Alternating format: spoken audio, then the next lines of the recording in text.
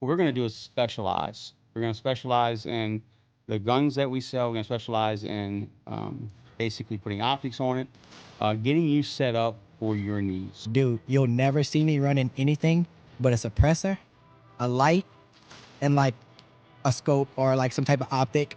You don't want to just go free-nilly in your house. I mean, really, your last defense is like the room you're in, your bedroom. Once you're there, and if you have your door closed or you move everybody to the closet or wherever you decide to go, that's your last retreat. I'm not going to look for something because you can instantly become from victim to the aggressor. Yeah, that's and what that I'm saying. switch is like instant. In sales, I'm always going out to see customers. Right. I said, you know what? I'm going to take that from the store aspect and I'm going to go to these manufacturers.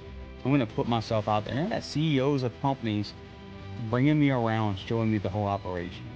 Because I took the time to go see them. And I built some of my best relationships up with them. Man, we're the buffer between you having to go deal with the manufacturer yourself.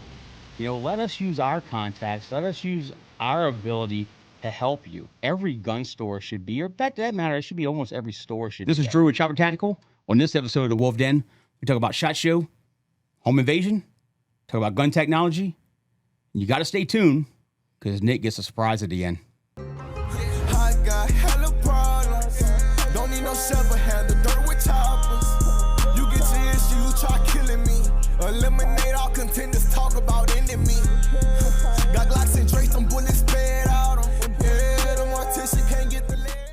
All right, guys, we are back into the den today. You got me, Nick Sanchez, Austin Abear, Happening. Duncan Martin, What's going on? and then of course we got Mr. Drew Bouquet. I fucked it up, huh? Close enough. Yeah, Bouquet, but Bouquet. There you go. You got Drew it. Bouquet with Choppa Tactical. And I'm going to tell you straight up, if you're not a fan of guns, go ahead and skip this episode today. Because this one is not for you. Straight up. Hey, got to the point, right? Hey, I'm about to nerd out, so I'm pumped up about it. We already nerding out. We couldn't stop talking to even start the podcast, honestly. So let's get into it, man. Owner of Choppa Tactical. You want to kind of let the viewers know what y'all are and what y'all do? Yeah, so we're located at 321 Technology Lane in Gray. We are a niche gun store, so we don't try to compete with all the big box stores. We're not going to compete with, a lot of your. We're going to compete with the mom and pops, but what we're going to do is specialize. We're going to specialize in the guns that we sell. We're going to specialize in basically putting optics on it, getting you set up for your needs. So tactical kind of fits into the name, but we do more than just a tactical part. What we want to do is get you with the right equipment. You'll go into the store, you'll see ARs, you'll see AKs, you'll see a lot of handguns, but we do also go into hunting rifles because we get into hunting season. You're not going to want to go hunting right now because it's 100 degrees outside, so you won't think of that. But what we are going to do is we're going to specialize in a niche market. You won't see clothes there. You won't see anything like that because it's just, it's changes, seasonal. And I want to stay with stuff that's going to be relevant year-round into our store. So that's where we're going to be different. I'm not going to go and switch because this is the hot item of the month or the hot item of the week. I want to stay true and consistent to the brand, gain knowledge, and basically go ahead and just, inform people. And look, I'm not a salesman.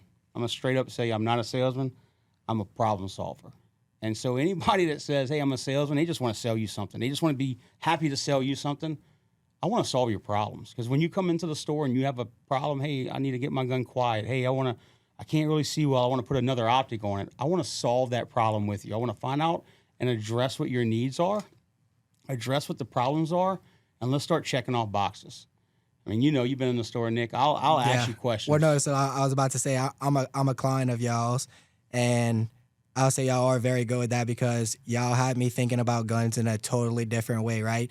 I went into the store for the first time, wanted to get a cool gun, and I'm going to break that gun out, actually. The first gun that I ever bought, that was an AR platform. I bought it from these guys. They built it out completely. It's an LWRC, and I know y'all did multiple things to it because it's a different upper than the lower because we're going through that process right now to SBR and stuff. So We'll get into that, but y'all kind of reformed the way that I think about guns, as in I was going in thinking like, yeah, I want this on it, I want that on it, I have to have a laser, this and that, yada, yada, yada. And it's just like, no, dude, what do you need that for? So, like, I know Josh, that was one of the conversations I had with him.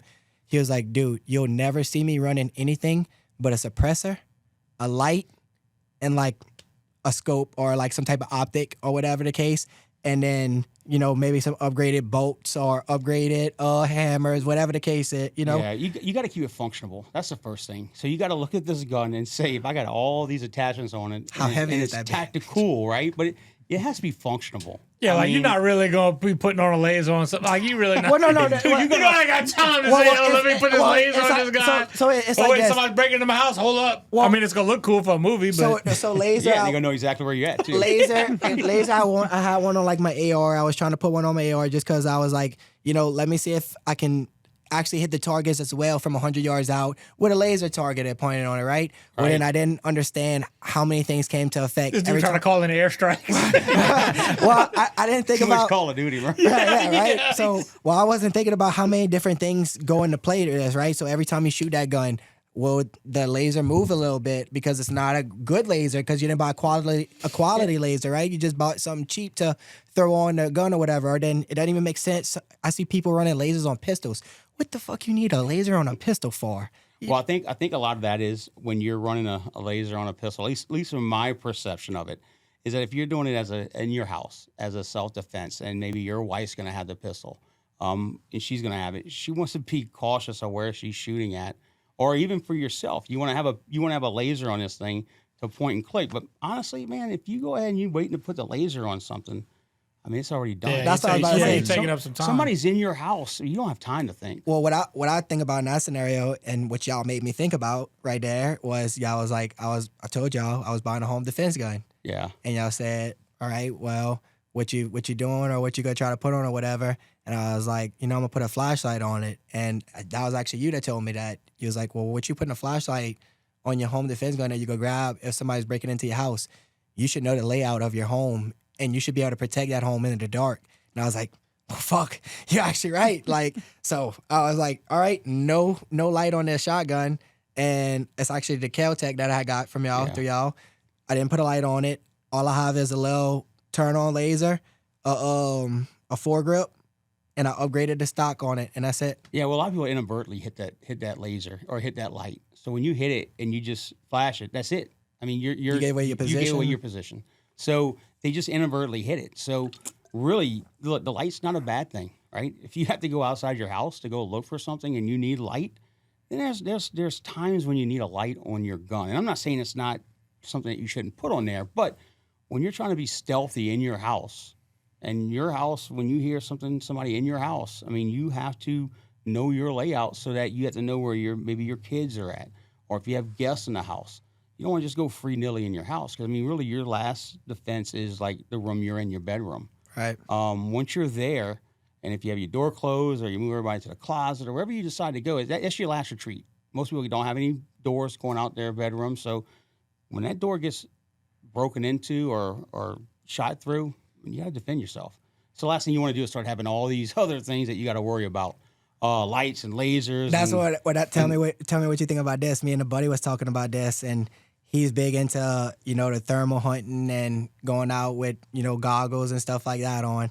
And he mentioned something about, you know, if he was like in a home defense situation, and I was just like, he put his goggles on. Oh, no, I was like, dude, that's way too much Call of Duty, bro. I was like, bro, if you got time to throw on some goggles, a helmet, and then pick up a gun with an IR laser and run that in your house, you not only had enough time to do that, you were now actively hunting someone. Does he throw up the drone too? I remember Let me get dressed first. What, dude? I remember they had He's in a full ghillie suit.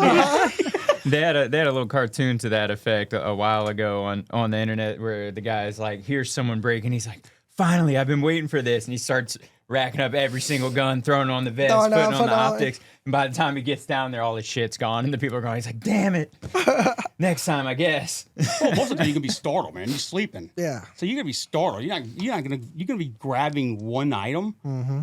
I hope it's not a safe, but you know, you're going to be grabbing something. You're not having time to put everything on. But the first thing is, if somebody's in your house, first thing you want to know is if you have kids in there, where your kids are located in the house, right? Because that's the first place I'm going. I care less about anything else in the house except for my kids. I know where my wife's at. She's next to me. but my child is in another room. So that's my first priority, is to get to that child's room. Right. And that is the place I'm protecting. And once that barrier gets broken into, then it's going to be World War III in the house. But other than that, if they're in the other part of the house, I'm not going to look for something, because you can instantly become from victim to the aggressor. Yeah, that's and what I that say. switches like instantly. And I tell people that all the time in a concealed carry class. Like, don't go looking for anything. That's for you to protect yourself, not to go and be, a hero and try to protect everyone.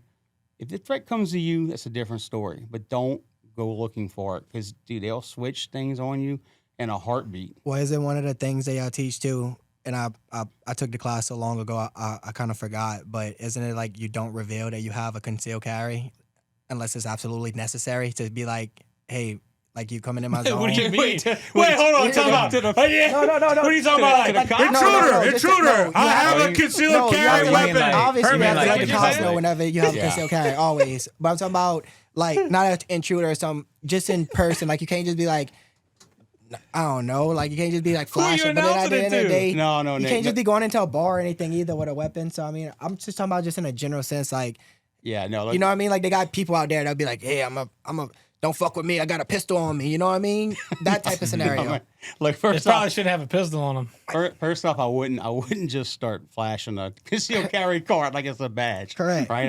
And actually, that's the funniest thing. They make badges for everything. They literally have a badge that says concealed carry permit holder. Like, it's crazy, right? But you can find anything on the internet. I wouldn't flash that. Of course, if something happened in your house or you had to defend yourself in your car, and of course the cops come, at that point, the best thing to do is not talk, right? Get a lawyer, because look, your whole demeanor is going to change once you're able to decompress and get off of that initial high of what happened, right? Because what you're seeing and what happened is just so much in your face that you're like, man, you're just going to talk because you just want to get it out there.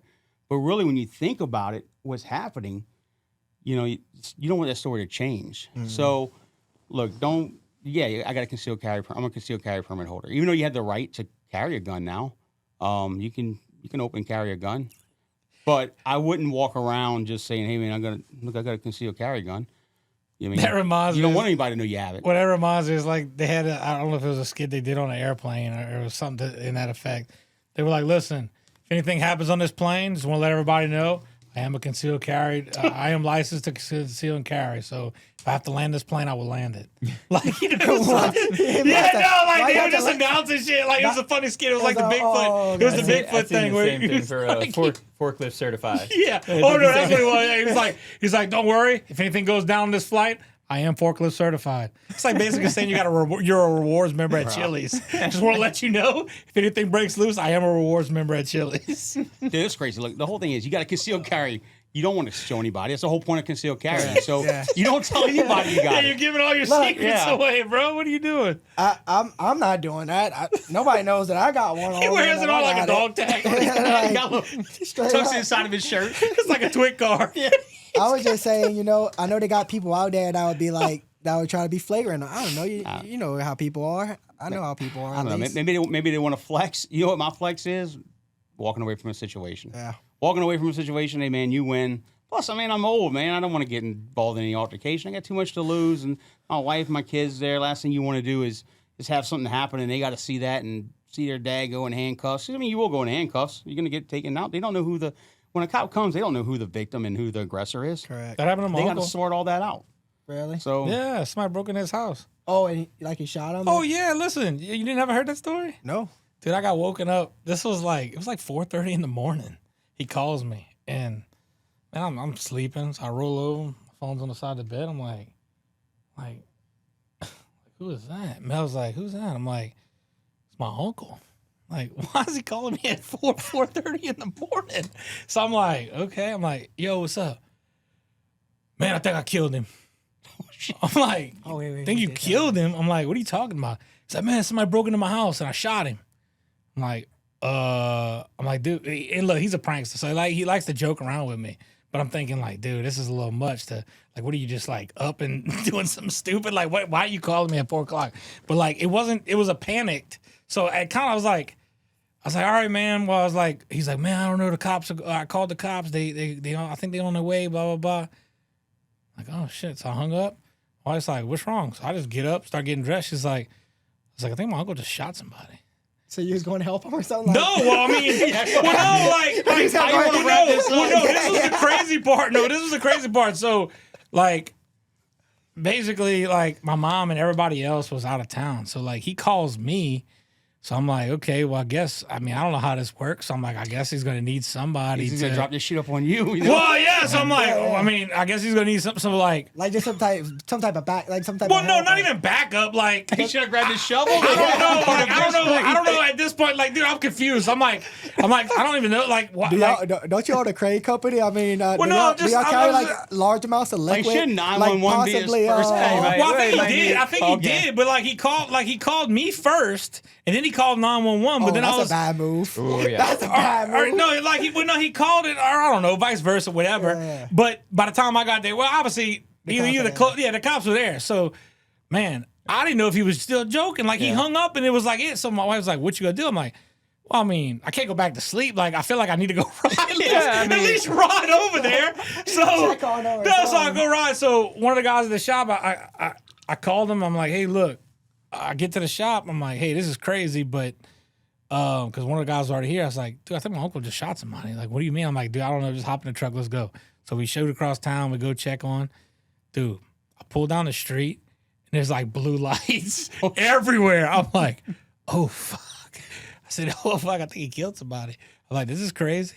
So, man, we pull up, and sure enough, he's outside, and they talking to him, and like, man, what happened? He's like, well, man, this dude, he's like, because he sleeps upstairs, so he's like, man, I heard this noise. I come down the stairs, and he's like, I had a flashlight. So he shined the flashlight, and he sees this dude just like looking at him. Well, he just fucking, bah! He made this dude, he didn't know if the dude had a gun or whatever. The fucking dude was, Yeah. Well, he shoot. So, dude, caught the dude in the forehead, nicked him on his eye or some shit like that. Well, anyway, they do the whole process where the dude. Knocked him out. No, it ran. The dude ran. Oh, he lived? Oh yeah. Oh yeah. Lived. They had everywhere, all kind of shit. It was crazy. So we were like, oh man. Well, anyway, by the time I got there, he was like, look. So the cop was explaining, he's like, yeah, look, we gotta go through the whole protocol. They're gonna take him downtown, go do all the shit. They confiscated. I don't even know if he ever got his gun back, but they took the gun back, and I think he got it back later. Like, but it was a month's process. Like it's a Yeah. Oh, it, yeah. you know, you got like it. it was. Lock that shit up. You got to Yeah. be so careful. I've seen some lawyers who are gun lawyers talk about this online, and they make a living just doing that. And they talked about, like, if you have to shoot someone to defend yourself at your house, it's like once it's done, you call the cops immediately, and you just tell them, I'm at my house, there's been a shooting, send an ambulance. And when they get there, you don't say anything. You say, I need my lawyer present to talk about it, because they will twist anything, even if you were completely justified. They'll twist anything to make it your fault. I saw a lawyer talking about, like, a lot of women like to get those like Tiffany blue guns and, pink guns and stuff like that. They're like, you don't want that, because if you have to use it, the prosecution will try to say, oh, well, you don't take firearms seriously. You're using this pink gun. It's a game to you. That's a toy to you. So you didn't really understand what you were doing with this. Anything they can twist, even if you're completely justified.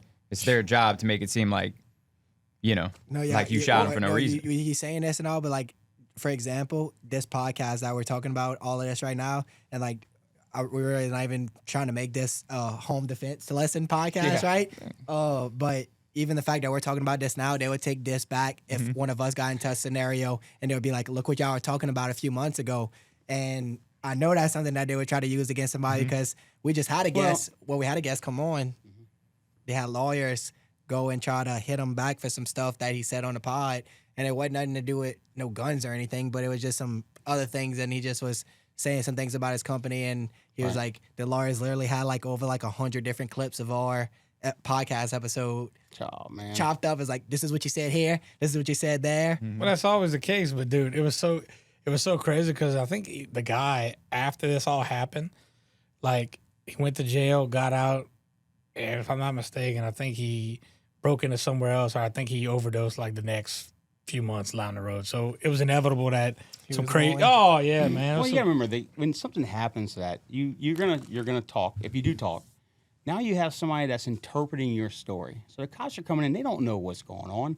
They have to build that case. They have to interpret it. You're going to take what you say, you're going to write all this down, and you don't know what his listening skills are or how he's going to write it down or how he's going to interpret it, how he's going to put it in a report.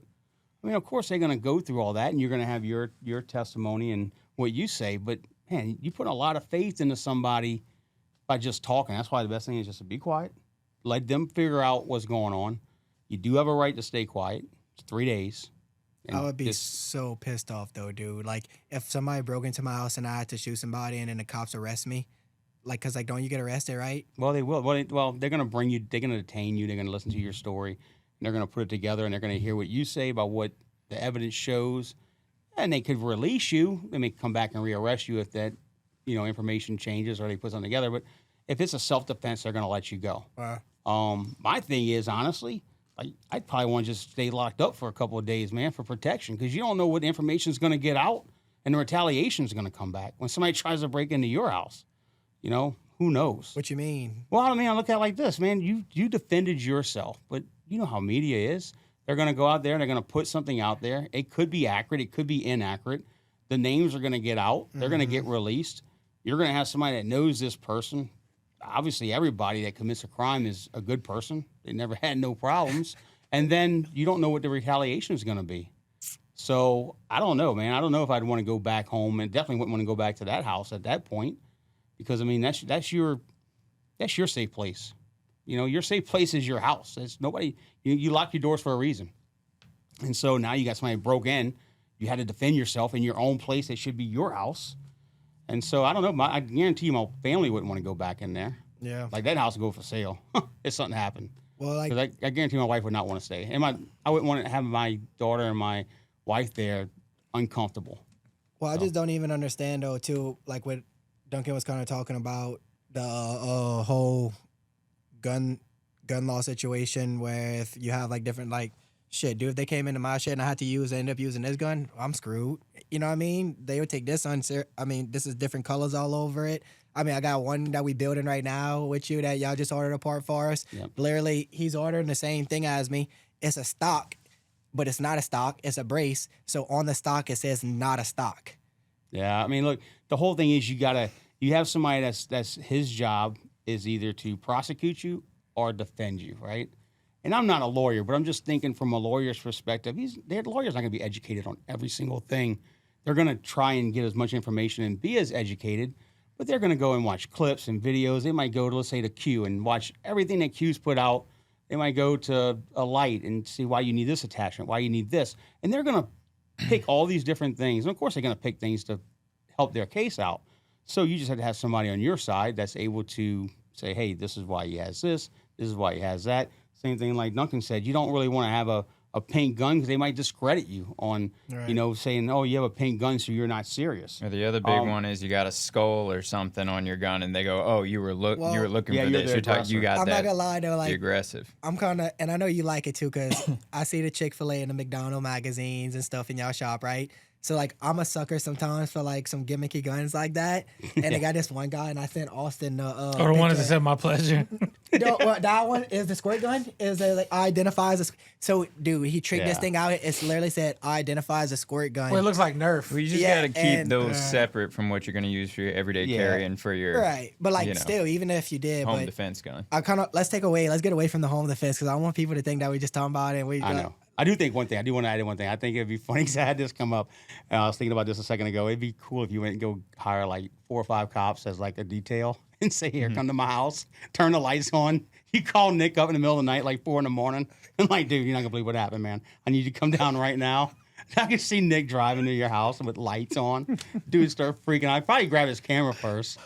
Oh, I can imagine, like, Nick probably got a fucking helmet on. He puts his fucking, like, dude, like the guy that you explained earlier is like, that's Nick. Like, he goes into full battle mode. Are you just telling him, dude, bring shovels and viscreen, some duct tape?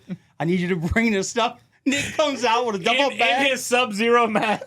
Oh, my God. Hey, I'll be gangsta. Cops, hey, man, who are you? That'll be a gangsta movie. I can see the cops. Who are you? Oh, I'm a Sub-Zero.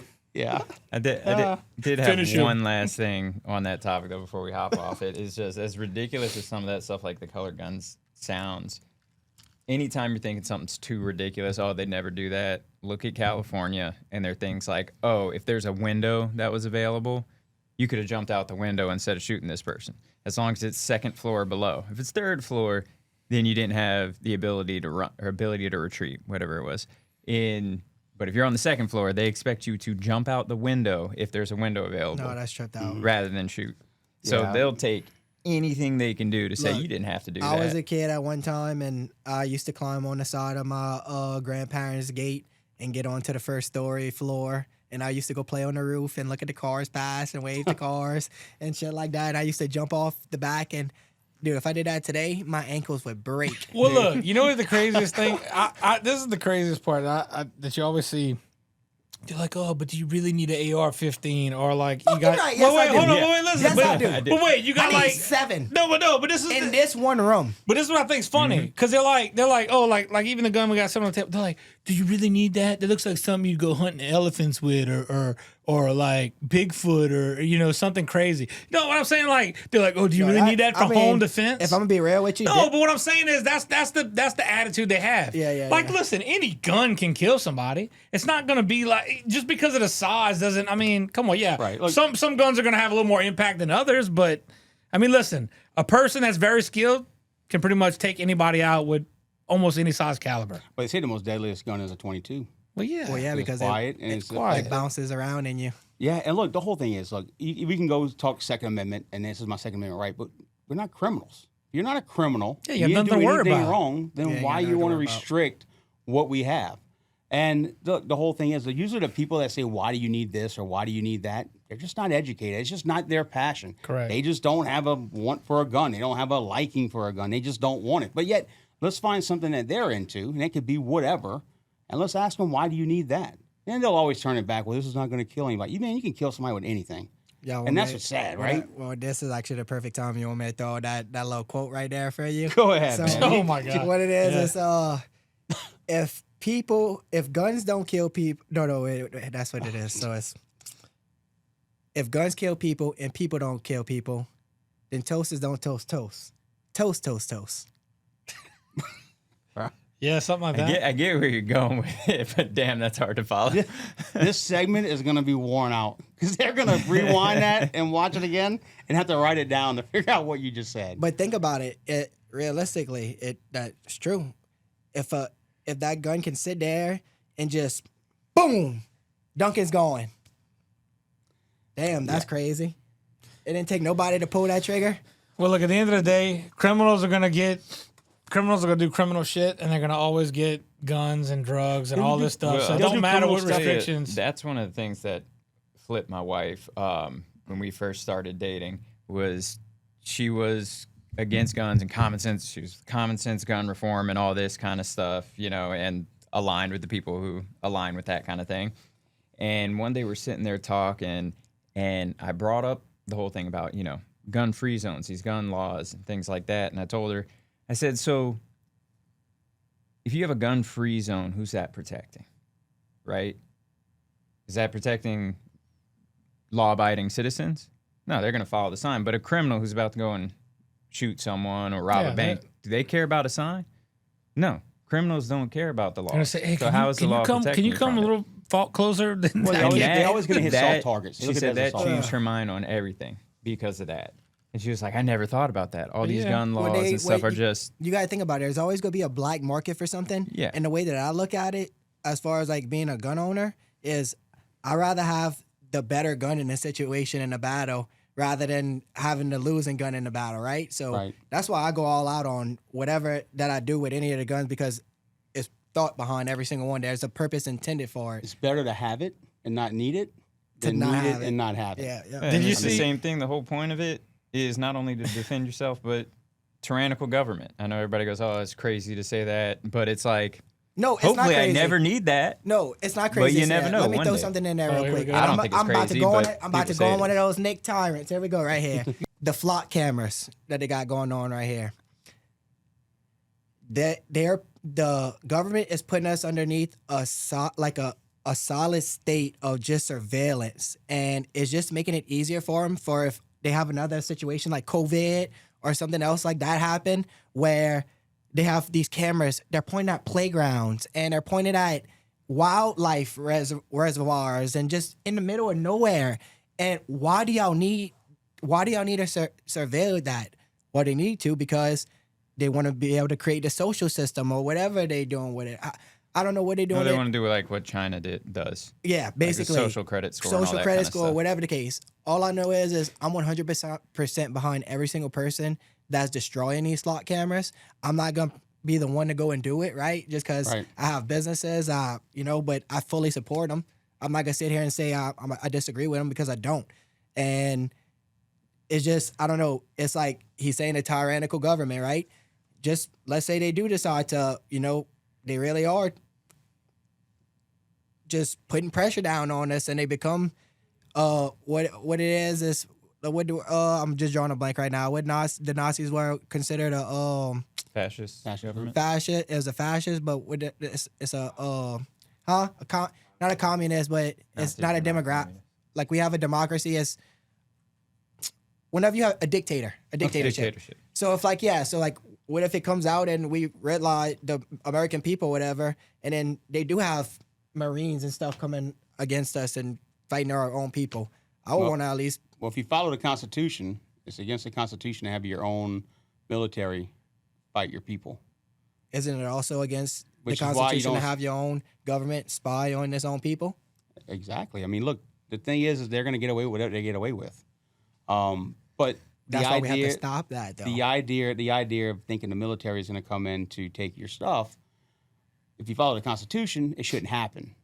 But man, you don't know what's going to happen nowadays, right? So I agree with you. Look, don't get me started on conspiracy shit because man, I'll go all over the place on conspiracy stuff. But this right here of having to track everything that you do and all your movement, dude, we've been tracked forever. Yeah, And they want lists. It's like they always want a list to put you in a group. They're going to keep folding that box until they finally fold it to the point where they're like, okay, we got you compartmentalize, you compartmentalize, you compartmentalize.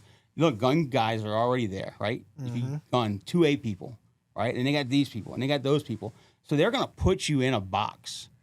And, and what choice do we have when they start doing the things that they're doing?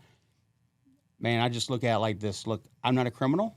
And anybody that comes into the store, they got to do a 4473. They got to do a background check. And look, if you're under 21, you're delayed automatically 7 days. Yeah. And then they automatically delay them for another 7 days. And typically a person that's under 21 buying a long gun is probably going to be 21 days, realistically. 14 could happen, but most likely it's going to be 21. The states, separation of states and powers, they don't teach that in school anymore. They should, because you got a federal government that says you got to go through this background check, but the state of Louisiana allows you to get a concealed carry permit to bypass that. Right. To bypass that check. So, look, if you're vetted by the state, come in, fill out the paperwork, show your license, it's valid, you walk out. And so, look, I understand where like cameras out there tracking you and everything. Look at all the data centers they're coming out with. That's crazy, man. I think that they're going to put these things all over the place. Your phone's tracking you. Everything's tracking you. GPS in your car. I mean, hell, Tesla can stop the car. Well, probably drive you to the police station. What then is also too is just like, how did they even come up with the rules that they decide to come up with, whether it's the ATF or whatever? Like, let's put silencers, for example. Silencers, if anything, helps people around you and yourself, your own hearing. There's nothing that silencer does that it's not there's no silencers out there that's movie silencer quiet, and people don't understand that concept. That's why I hate that Right. John Wick scene where they're shooting in the crowd area and it's just like tink tink. Don't tink. get me And, like wrong. realistically, they'd all be running. Look, they got some guns that's like that. That if you get the right one and you have the right configuration, then they're very, very expensive, right? Bolt action. Look, your quietest is going to be your bolt action. Your bolt action, because there's less movable parts on your bolt action. On your semi-automatics, you have movable parts, you have springs, you have, bolts that come back. On your bolt action is basically the firing pin. That's going to be your quietest. Now, with that being said, you got different calibers that are quiet. They had a guy that showed us a video today of him shooting his A6 Blackout. It was quiet, but it was also on a phone too, so it gets muffled out. But it's pretty quiet. But yes, as far as that suppressor is going to do anything, It's not going to do anything to hurt you any more than the actual gun is, any more than the actual person behind the gun. Gun's not going to do anything. Silencer's not going to do anything. And look, it does help. They need to pass to where that's not an NFA item. I need to be able to come in your shop and say, hey, I want that one, and pick it out just like I'm picking out a pair of shoes. You should be able to, but this is the thing. Now that they got in the NFA registry, I think that it's going to be hard to pull that off, right? Because you have all these silencers that are basically logged into a logbook. And I guess you could dispose of them, right? You could just take them out of your logbook and say, hey, we can sell them over the counter now. The ATF kind of gave you a little bit where they said, hey, no more tax stamp. And they were getting the approval times a little bit faster. We see them down sometimes 24 hours. Sometimes it's a week. It could be. It depends on your background. So you don't think that they gotta do that? I don't know, man. It's a dangerous slope. As a law-abiding citizen, I would love to see them take that off the registry, let you come in, buy it over the counter, and walk out. But now, if you have a criminal, you can go sell it to a criminal. The criminal can attach it to his gun, and he basically bypassed that, which you're never going to stop. You are never going to stop that. But what are they going to do? Where is it going to stop? They're going to give you a little bit and take more? I'd rather have something than nothing. So the $200 tax stamp getting eliminated, it's not about money, because obviously the $200 tax stamp disappeared. The times came down a little bit better, but I'd like to see it over the counter. I would, because it's not enhancing anything. It's still the user. The user still has to do the function. At the end of the day, the user is going to do whatever the user wants to do. Yeah. It's just, for example, Glock. Let's call them out, or not call them out, but they tried to make their platform a little bit more safer, right? They came out with the Glock V. How many hours did it take for them to make a new switch? Probably the same day. No, it was the exact same. Yeah. It was the exact same day that the V got released. They had a Glock switch already for it to go out, and they were just like, "Well, that was a waste of time." Well, I think, yeah. Well, that was the whole California thing that kind of pushed that model to be done, but that. All they did was just engrave a V on it. They changed maybe something with the frame. Yeah. But I think it was just to get Glock out there to basically do a reset. Because they had to launch a new product. Look, there's people that come out, and every time Glock comes out with something new, they're going to buy it. Right. It's like a Gucci handbag to some people. But after you have it, you're okay, I got one. So Glock's going to lose sales. So what are they going to do? They're going to come out with a new model. And that's just, every 5 to 10 years? Some models, they came out longer. The Gen 4, I didn't think lasted that long. But at the end of the day, it's still the person behind the firearm, the person behind the suppressor. If you have bad intent, you're going to do bad things. If you have good intent, you're going to do good things. And at the end of the day, that's what it is. So the silencer, they should be able to buy it over the counter, I think. But being as an NFA item still, at least we got a little bit out of it. It just sucks, man, because you got to wait. Did y'all see that program? I don't remember where. It might have been California. Whatever, they were doing like a gun buyback thing. Oh. Where this kid, yeah, that's crazy. Dude, this kid, I don't know, he spent they said a couple months. They ended up taking his printer away because they're like, look, bro, you gotta cut that out. Technically, he was 3D printing guns and selling them. So wait, yeah, so dude, he printed 50 to 100 guns. Or it was like something crazy. It was something crazy because after a while they're like, okay, well he'd go to these different buyback programs. And finally, they caught on, and I think they came seize this printer because they were like, "Listen, he made some money though because at first they couldn't figure out he's like because it was hey, if you bring us this gun, we'll give you $200 a pop, no questions asked." Yeah. So it's like he's bringing these couple guns to this one, and then they were just like. After a while, I guess it got tipped off. Yeah. And they were like, hold up. Where the serial numbers are. How's this kid? Dude, he was making thousands of dollars. No, dude made I want to say it was upwards $20,000 to $30,000. Damn. That's actually and then they busted him and they came raid his house and he had 3 or 4 printers and they took his printers and he didn't. I mean, I don't think. I don't see the problem here. Dude, I mean, if they didn't want that, they should have wrote something saying that shouldn't happen. The buyback program is actually probably taking a lot of people and giving them a favor, man, because they probably got guns they don't know what to do with. Well, this kid They're not was gonna like, get no money. he found a thing. He was just printing money, literally. Yeah. Like, he's just like, oh, $200 pop. If I was We're a gonna give kid, me a I'd be couple. like, where's the law against it? Show me You the say law. it like it's helping people out. Like some people just bring some guns that they don't even use. Dude, and they just, probably not going to get anything for them. They probably going to go to a pawn shop. They're going to give them like pennies on a dollar. They're like, well, I'm not going to just give it to you for $25, $30, $50 or whatever. This person's offering me $200. It's kind of like the highest bidder. So what are they doing with all these guns? Dude, they basically destroy Destroy them. 'em? They're cutting them. oh, I thought they were resell. I thought like you. So I thought you could get them like a resale. Like, so no, those the people that's doing the buybacks, yeah, they're destroying them. But there's some departments out there that actually literally take the guns that they siege, and they'll go ahead and there's companies out there they'll buy all the guns. Typically, they do it out of the parish that they're going ahead and seizing the guns from, because you don't want to put them right back into the parish. So they go to another place, another county, or another state, Yeah. sell these guns to them, and they put them on Gunbroker or whatever, or That's what I was they about to say. or they sell them, and it's just it's confiscated guns. So well, I was about to say I saw for sure, even if it wasn't confiscated guns on Gunbroker, it would be like a police issue.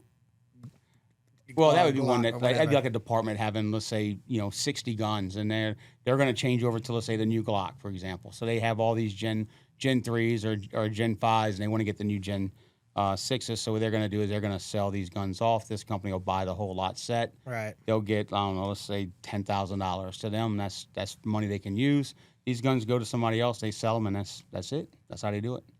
Is that something that y'all ever got into? Like no. kind of being like a middleman for any of these people? No, because look, our store is all new guns. We don't have any used guns, and we may have a couple of AKs in there. It might come out of my personal collection, but 99.9% everything's going to be new because I don't have the room. And then there's another thing about used guns why I never wanted to get into it, and I swore I wouldn't get into the used guns to sell it back to a customer, because when you come into a gun, now like everything can have an issue. You can have an issue right out the box with anything. But you have the person that brings a gun to you. You don't know what they did to it. You don't know what condition it is. You don't know if it's fireable. So now you can either sell it as is, or you can go take it upon yourself to go shoot this gun to make sure that it can function. Now, if it doesn't function and this guy sold you a gun that doesn't function, now you're into this gun even more because you don't want to sell it to a customer, and now you're going to fix it. So who knows where that stops at? So my thing was I don't want to get into that. I don't want to, look, do we lose business? Yes, we do lose business because people call us all the time saying, hey, I want to trade my gun in on something else. But we just don't have the room, because what's going to happen is your market share is going to start off where you have 100% of your store new, and then it's going to slowly shrink to where you're going to have more used guns than new guns, because you don't know the condition. Like a shotgun, for example. Shotguns may be beat around a boat. Guy may have used it. Oh. Nothing's wrong with it. It's just been used. But you may come back to it and say, man, that thing's been rode hard and put away wet, So you're not going to touch it. So I got to try and get rid of that at some point. And then another thing, too, man, you're beating somebody to death. They're coming in with something, and you're like, yeah, I'll give you $200 for it. I'll give you $100. It's almost like insulting somebody. Yeah. It's like when you go to sell your car, and you're like, man, you know what it's worth. You're hoping the guy kind of meets you a little bit there, but then he lowballs you. And then you're like pissed. At that point, you're like, dude, I don't even want to do business with you. I want to leave. So I'm just trying to eliminate it out the store, not have somebody get upset. We still get people upset because they want to sell us guns, but we just don't have that ability. And I don't want to get stuck with Gunbroker, man. Look, I bought some stuff off of Gunbroker before I had an FFL, thinking I'm going to buy something nice. Dude, this thing was a piece of shit coming in. I was like, this thing was just roasted. And I'm like, dude, it looked nothing like the pictures. And I'm like, I'm not going to go bitch at this guy, because I should have known when he said, hey, this is a police trade-in, or this thing's lightly used. Yeah, all right. Slightly used. But- They got scruff marks all the way going on. Well, look, honestly, I think that's what sets y'all apart from. I mean, honestly, majority of the places I've been around, I would say y'all are very niche as far as there's not a nothing gunshot. about Well, there isn't, because look, when I first started going to y'all, and it's like, man, you look on the wall and you see all these combinations, and they're like unique. I mean, look, I treat this like a hobby to me, okay? I mean, yeah, the guns that I have, I maybe shot like a couple of them. I've only shot a couple times. No, that dude got guns he ain't even shot. Well, that's what I'm saying. That dude had a gun in there that I freaking broke. I think he was the first one to shoot it. Well, I think he didn't broke even it before. shoot it. We did, before the I got to gun has shoot never it. been fired.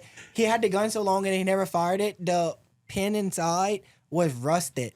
And so so whenever I slid it back, Okay, time out. I don't think it was rusted. no, it was rusted. It was one. I think Nick broke it No. and then blamed No, it. no, Oh no, man, no, this no, thing's no. rusted. Listen, No, it was I think he forgot how to put it back It was together. 100% Honestly, rusted. You You don't couldn't. take it apart? No, it couldn't go. that was my apart. that was on me. That was my fault. Huh?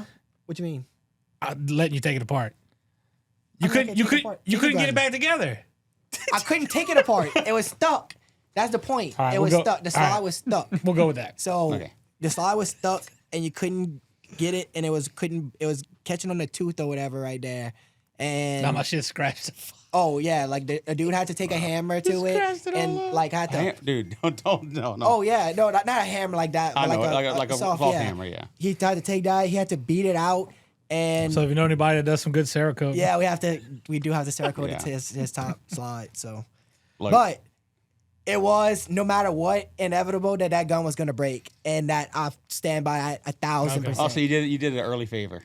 Yeah, Just let if him anything, have- I helped him out. I fixed his Yeah. gun and made it workable. it's brand new. But anyway, But there's so many but there's so many combinations out there. And look, our job is we do put some packages together.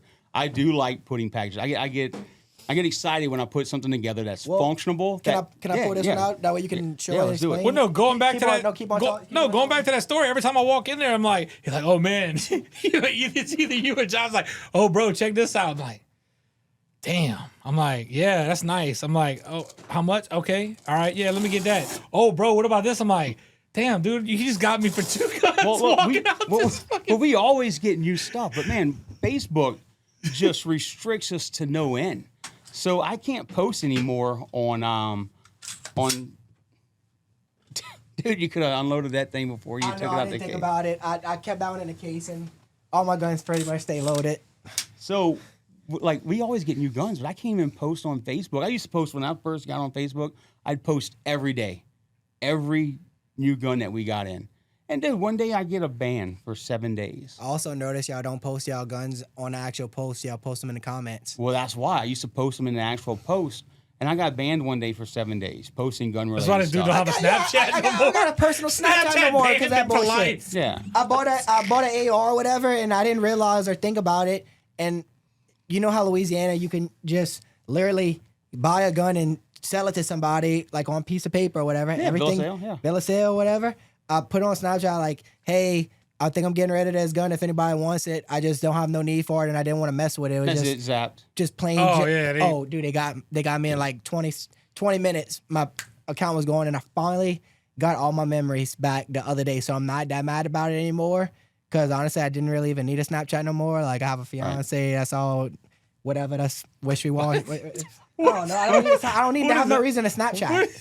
That's it. That's all I'm saying. Was that the thing? That's what people using Snapchat for?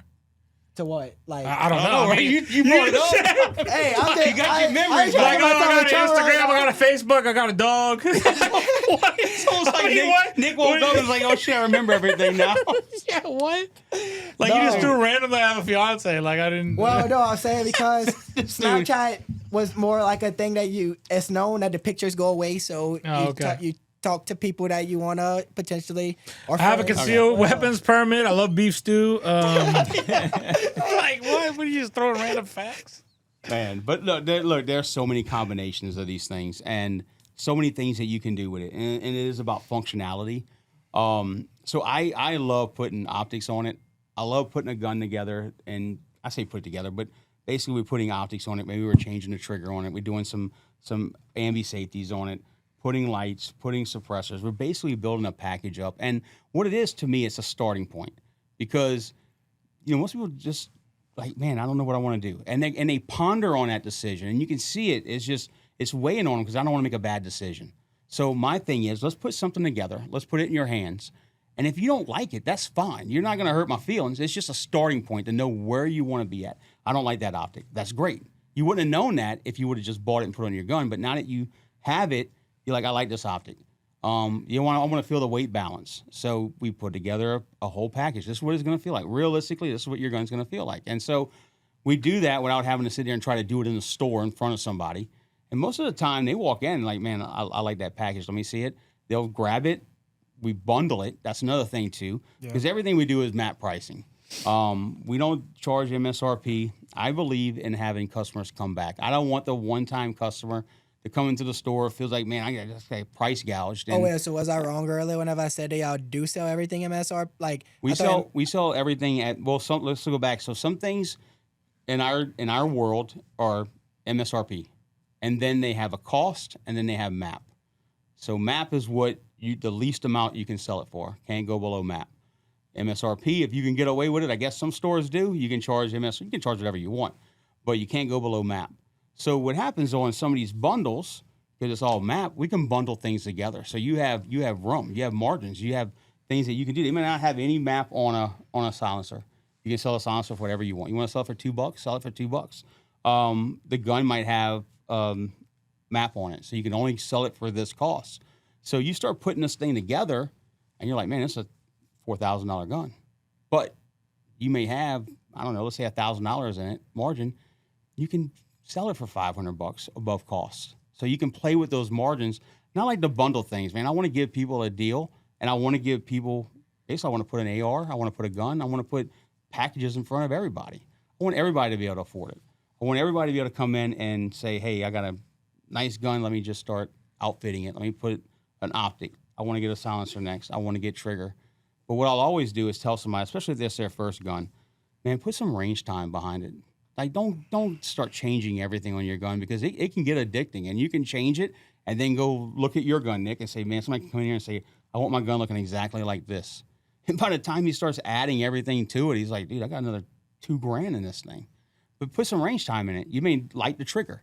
You may not like the trigger. You may feel like, hey, I need to change my stock. I want to put ambi controls on it. I want to put this optic on it because this is my need, or I want this silencer on it. So buy a gun, put some range time on it, and that's the best way to go. But the packages, to get back to that, is just a way for us to be able to put something in front of somebody and say, here's a starting point, and it's a good priced package. And I feel like it's something that is not overbearing, where you have so much stuff on it you can't use it. You know, I appreciate that kind of style of sale, because for me, I get the worst buyer's remorse on anything I buy over a couple $100. And when it comes to firearms especially, I get overwhelmed because there's just so many different opinions out there about which way to go with it. I've never considered being able to just go in a place and have somebody be like, okay, what are you looking for, and piece together to start. Every single time I went in there and I bought a gun from them, it's literally, Nick, what are you trying to do with this gun? What's your goal? I want a truck gun. All right, we needed the max amount of lightness to it or whatever. So like with this gun right here, the only things that I changed or did to it, like after I got it from y'all, was I upgraded the trigger, and I also put that that same that ambi Charging handle? Yeah, the ambi charger handle, but it also has the holes as well in it, the slotted holes, just because this gun is really gassy. So whenever them gases come back, it just kept on wanting to shoot into my receiver. So I literally, man, mute that, please. And there's some other, you got another charging handle that's actually a sealed. Geisley offers a sealed charging handle that'll help. So if you have gas that's coming back in your face, I can show you some stuff that, there's another charging handle that you can get that'll actually be a little bit better than what this one is. Well, it's just even all the intent that y'all put behind it too. Like, for example, whenever y'all we was talking about optics, we ended up going with the hollow sun because this is my survival gun. Like, this gun is the gun that I'm gonna grab if there's all hell break loose and I need other things. It's my 5.56 223, the most ammo that I can find. You know what I mean? That was the intent behind that one. This gun, we said, hey Nick, I said, hey Drew, I want a truck gun.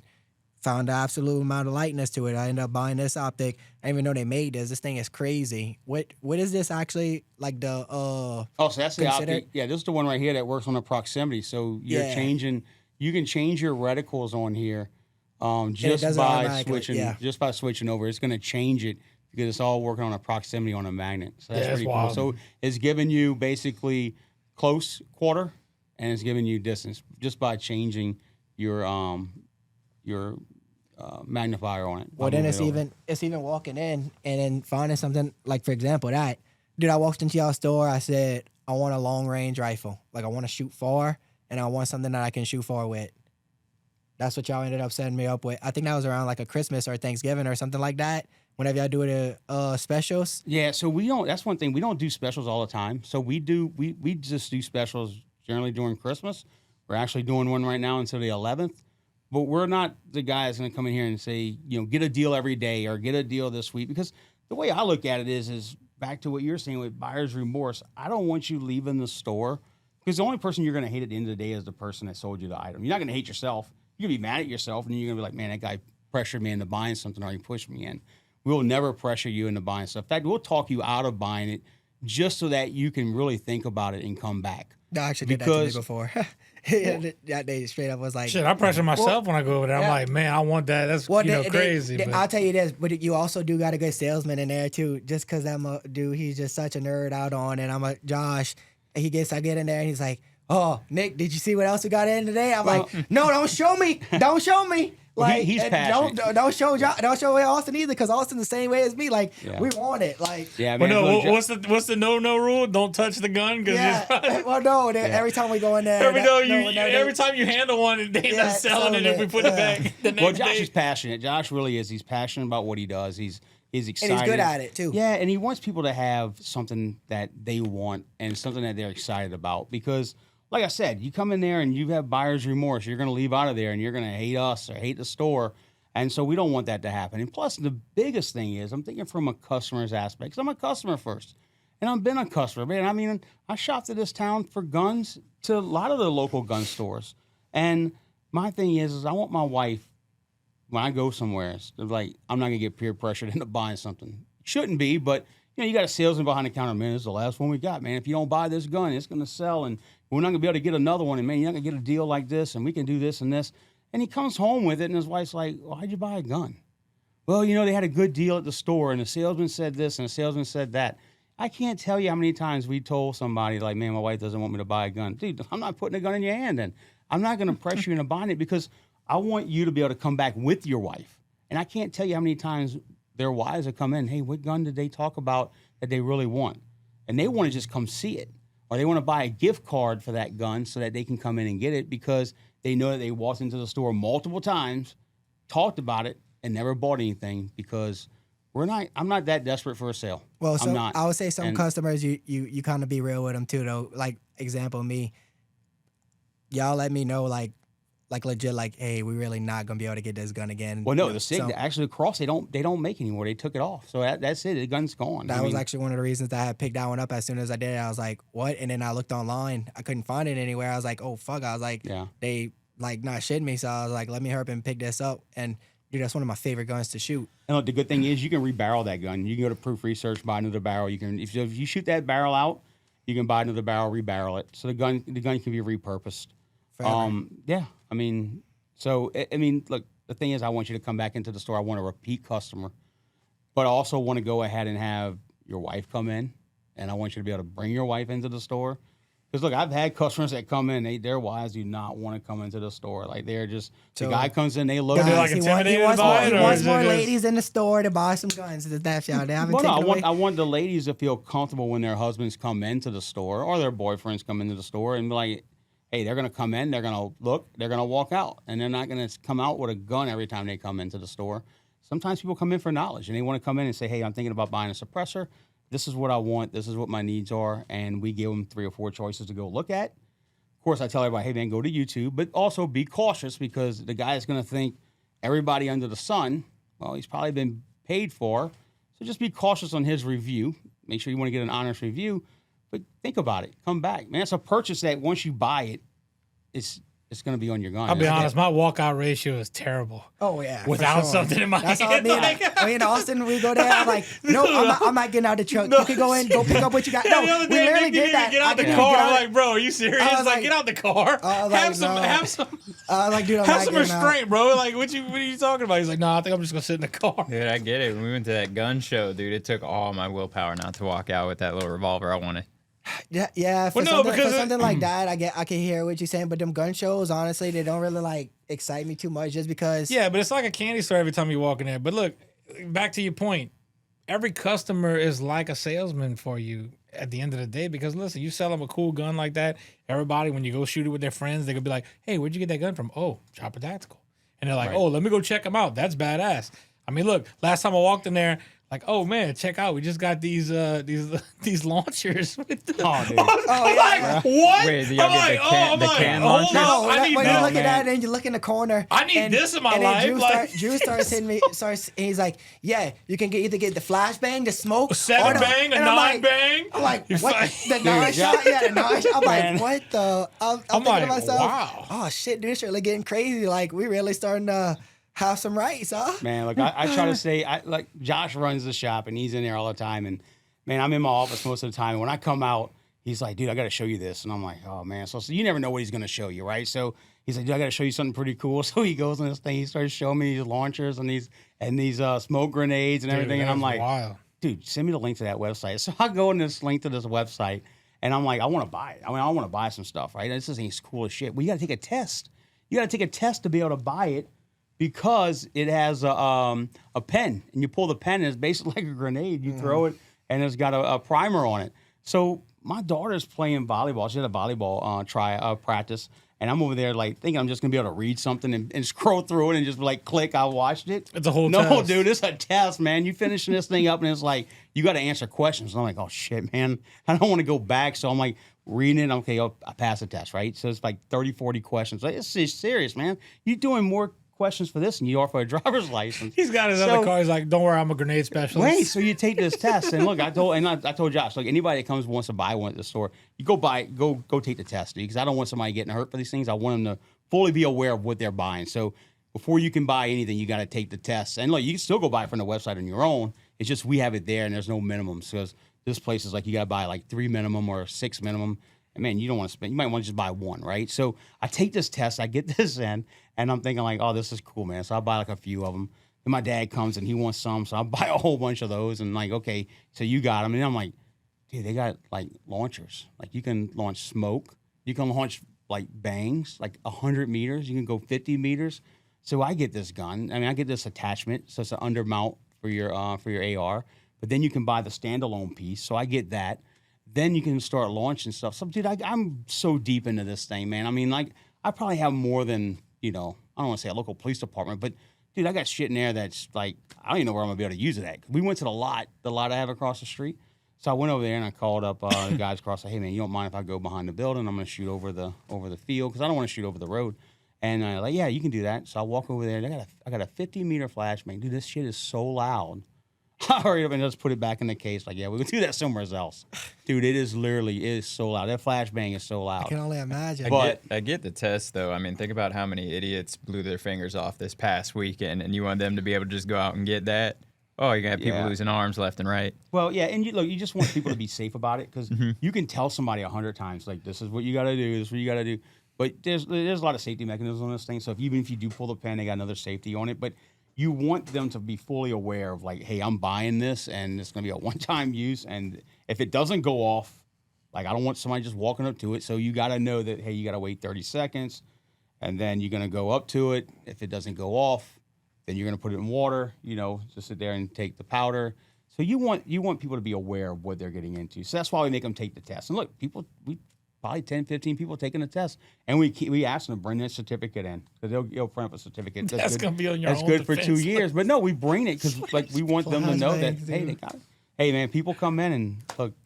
But yeah, we get all kind of cool things. And look, a lot of things are like niche and they're like, I buy spur of the moment shit. And it's in the store and dude, I'll see a gun. That's one thing about the gun store. I'll get a gun and I'll see it. I'm like, oh man, I want this. Like I want it. I'll sell everything don't I wanna got just sell to it, you get just it. want- And it's just like, but I also kind of got numb to it because I can get it at any time I want. So, when I first got into guns before the store, man, I wanted everything, dude. I wanted one of every gun, and I was just grabbing, man. It was all about quantity over quality. I just wanted everything, a representation of everything. And as I got older, I'm like, dude, I don't even shoot half these things. Some of these guns I don't even know I even have. And it's like, why did I buy this? So I refocused everything when I started the store. And I'm like, I am going to be quality driven. And it's going to be quality over quantity. When you buy something and you make an investment, I want you to have the best of what you can afford or the best of what you want. So if you want something, I want to make sure it's put together the best. I want it to be quality over quantity. I don't want you to go 10 years down the road and be like, man, why do I have 50 guns? So I tell Josh all the time, man, if I can go down to like 4 guns, I go down to 4 guns. I know it sounds stupid because you're like, dude, you own a gun store, not 4. but You know, that's not the right amount. I could go down to 4 quality guns. You need a 5.56. You need a long range rifle. You need a 9. You need a little 22, and then you need a 300 blackout. Well, I mean, look, you doubled up with your 5.56 and your 300. I didn't double up because your 300 is going to shoot a lot more quiet, and it's also going to be a lot lighter. But your 22 is going to be that way. So you got a 22 that's going to be effective. Yes, you're right. Yeah. And maybe 4's light, but the thing is, instead of buying 10 handguns, buy one quality gun. And I tell people all the time, I'm like, hey, is this going to be your one and done AR? Or are you going to buy multiple in your lifetime? Somebody might come in and say, man, I want to buy one AR. Well, then we're going to go right to the pinnacle top. We're going to bypass all the lower end guns, and we're going to go right to the top because that's going to be the only gun you're going to buy. I want to make sure that you get something that you're not going to regret later on. You'll still be able to sell it, but you're not going to have an inkling of saying, hey, I want to go buy something else because you're going right to the top. It's like when you bought the LWRC, man. You're going right to the top of the food chain. I mean, there's other guns out there that may be better, but from the commercial standpoint, man, you're like right there at top tier. And anything else you buy subpar of that, you're going to be like, well, I want to buy this for a need or for this purpose. Well, that's what all of them, they all either for a need or for a purpose, or I do go the top quality of everything just so because I want to be able to sell it back if I ever did need to sell it back. Or I think about it, and the reason I think about the only reason I would disagree with you about downsizing that many, I want to be able to have a few different guns if something happens and I need to throw one to my fiance, and then I have a friend also around to help out. You never know when the case in a disaster situation or whatever. You know what I mean? What do you need to come with their own shit, dude? It makes me. I'm thinking like zombie apocalypse. Even more than you zombie bring food, apocalypse. you bring gun, you got bullets. We gonna meet up at Austin's property. He got the chickens and the cows. Even more realistic than the zombie apocalypse kind of thing. It makes me think of back when I was living in Hawaii and we had that nuke threat with Korea. I don't know if y'all remember that being all in the news. I was living there. So the nuke alarms went off all throughout Hawaii because of a false warning. And everybody was like, oh, shit, what do we do? Korea's launching the nuke. And they were testing all these nukes at the time. And my neighbor runs over to our house and he's like, hey, if this happens, right, we're taking all my guns, we're barricading the street because we were up in a nice neighborhood and there's a lot of old folks. And he's like, it's just us. You're the only guys I know who can shoot around here because he used to take us to the range. And he's like, you're the only one I trust with my guns. Well, if things get shitty in town, everybody starts migrating up to the nice neighborhoods to see what they can get. So not even necessarily a post-apocalyptic situation, but a disaster situation. I mean, you see looting after things like Katrina.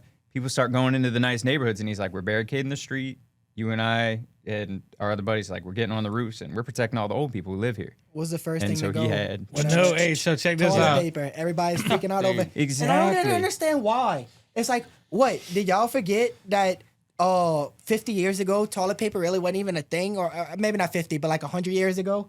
Like, people used to use leaves or their hands or something, or clean out a fucking in the water or something. Yeah, I think that was a good invention. I won't be walking around with crusties. After Ida, when they had the curfews and all that stuff, so our neighborhood, they had a bunch of looting going around, like not just our neighborhood, but like in the surrounding areas. So they had some National Guards stationed at the beginnings of the neighborhoods.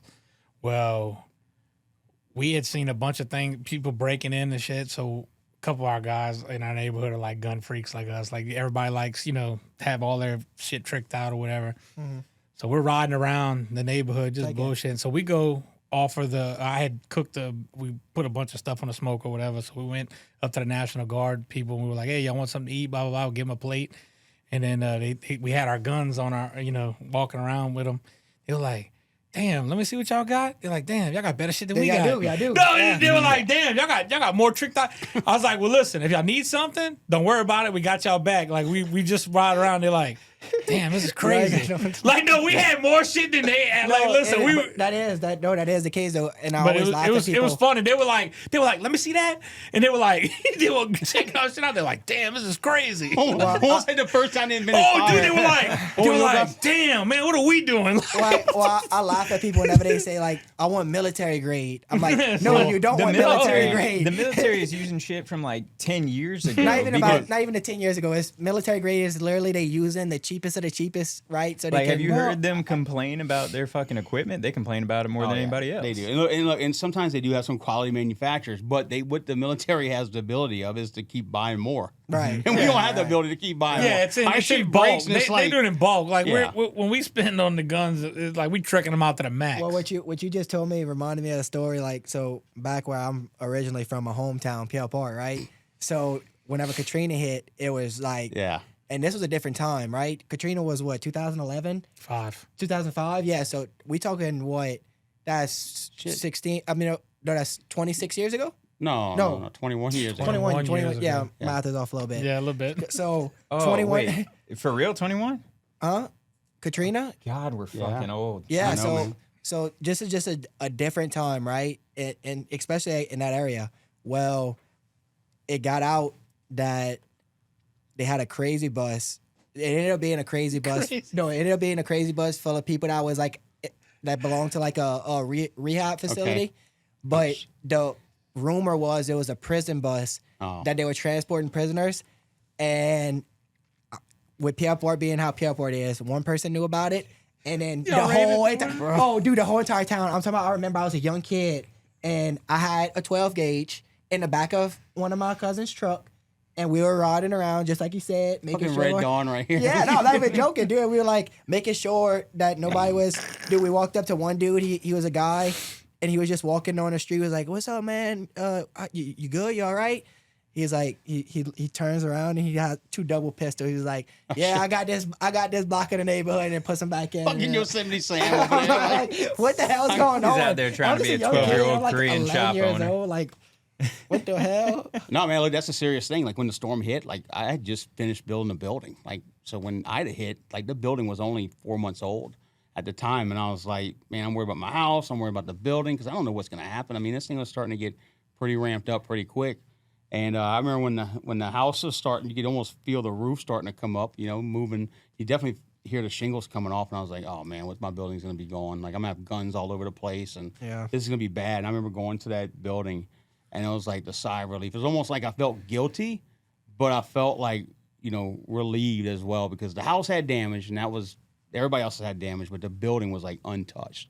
It was almost like a bubble was on the building, and I was like, oh, thank God. And I mean, I could have opened it the next day. Of course, everything was shut down, but I mean, I could have done it. It was like generators are on, no damage, and I was like, oh, thank God they built this thing right. And so, look, that I know how that can feel, man, with the storm coming, and you don't know what's gonna happen. Well, I just don't even understand it though. Like, why? I don't understand why people, even with a storm. I think down south it's a lot different whenever a hurricane or something because we're so used to it. So we kind of Yeah, but look, those big storms, man. Look, we were shut down for like damn near 3 weeks. I'm Like, talking about as far as like the people acting a fool. Like Katrina was a different situation. You had people killing each other in the Superdome. Well, because listen, this is the problem West. you have. You have a lot of people. I mean, most of them don't have regular generators, so you're dealing with no power. People are already in a toilet bowl. Well, people are already on hard Below times sea with level. some of the economy stuff. So then you throw a natural disaster, and you got to deal with the house and all that stuff. People go into, like you said, survival mode. Yeah. So they just start scrounging to whatever they can grab. Well, And I unfortunately, my first thing wouldn't be go loot. If I would be in survival mode, my thing is get away from all these other dumbasses. I don't want to be around none of them. Yeah, but I mean, if it's all, mentality, this is- though, but this they is their get home. swept I up look in at if it. that's all you know, that's all they know. I mean, look, this is their home. There's going to be some people that's going to go out there and they're going to have everything destroyed, and they're going to look at somebody that maybe doesn't have half their stuff destroyed, and they're going to be like, hey, you're more fortunate, and you should give me what you have. And look, it's a bad thing. And from the gun store perspective, I was like, man, I got to protect this place because I don't need that getting on the street. Plus, not only need the ATF with all the paperwork that's going to cost.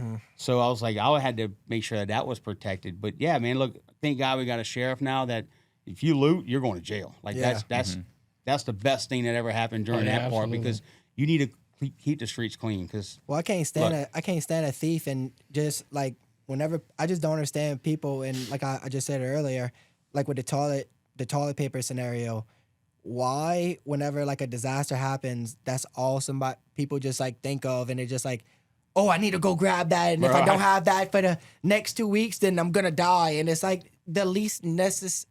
You don't really need. Yeah, wash your ass. For real, like, dude, I'm not trying to go back to that. You know what I mean? I'm just saying, just in general, like, people just kind you of. can barter that for anything you want. If you got toilet paper, when people get in desperate need. Well, you know what I think the funniest story? That dude went buy like bulk of it, and then they put like a ban where he couldn't resell it, so he ended up just getting stuck with like thousands and thousands of rolls of toilet paper. Oh, dude! Like they were like basically he went try to go dump it off, and they were like, no.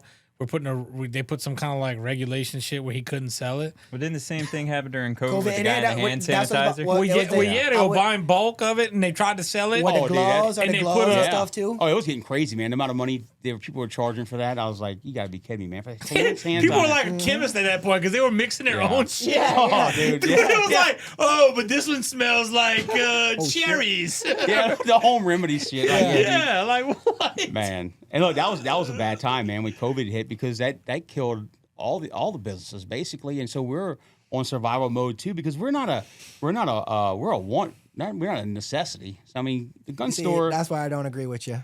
I'm No. gonna have to disagree right there. No, I know where you're coming from on that, but from an insider, if I'm looking at hard times, if things are getting hard for people, man, there's a lot of things that they need to take care of first. You got to take care of your home first. I mean, you got to make sure your kids can go to school, make sure you got food on the table. I mean, yeah, okay, you may need a gun to defend yourself, but man, when you get to that resort, you're looking at taking care of the necessities. Right. So a gun may not be maybe a want, but not be the thing that you need.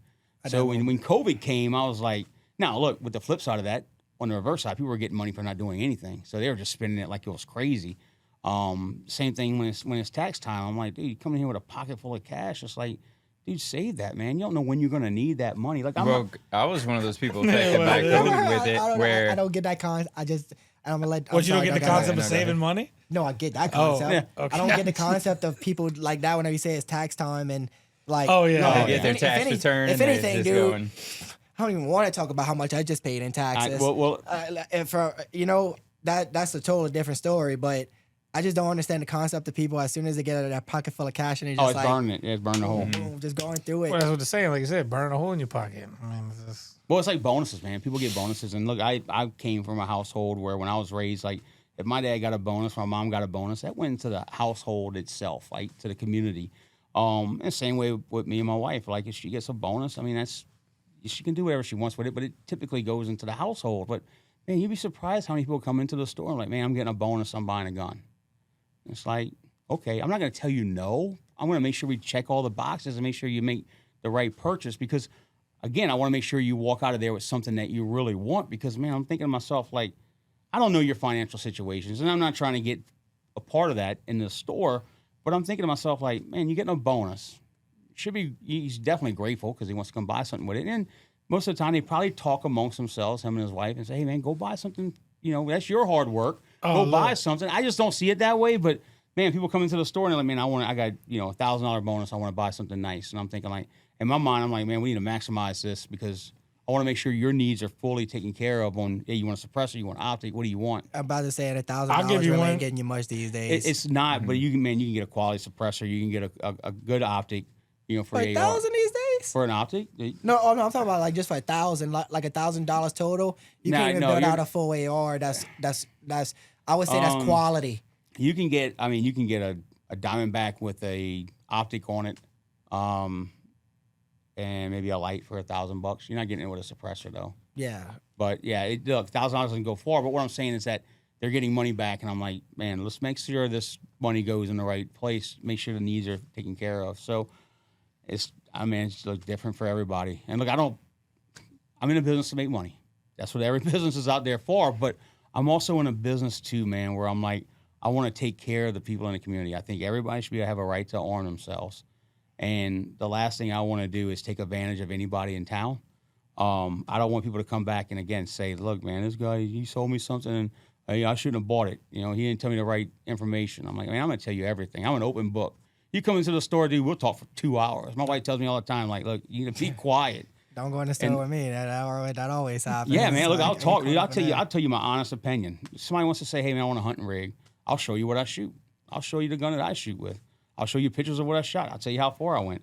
I'm just getting into the long range game, and it's addicting, man. I'll tell you what it is. I don't know shit about it when it comes to like the deciding the wind and the distance. Yes, that's all predetermined because you're at a range. But man, when it comes What kind to of distance you talking about? Like 1,000 yards? I'm talking about 800 yards. Yeah. You get to 800 yards. Like, look, I had a friend of mine. He said, look, we're gonna get this gun sight in. We're gonna get it 800 yards. And I'm thinking, like, dude, I never shot more than 200 yards in my life. So, I'm all ears, man. I want to learn. And I remember he goes to the range.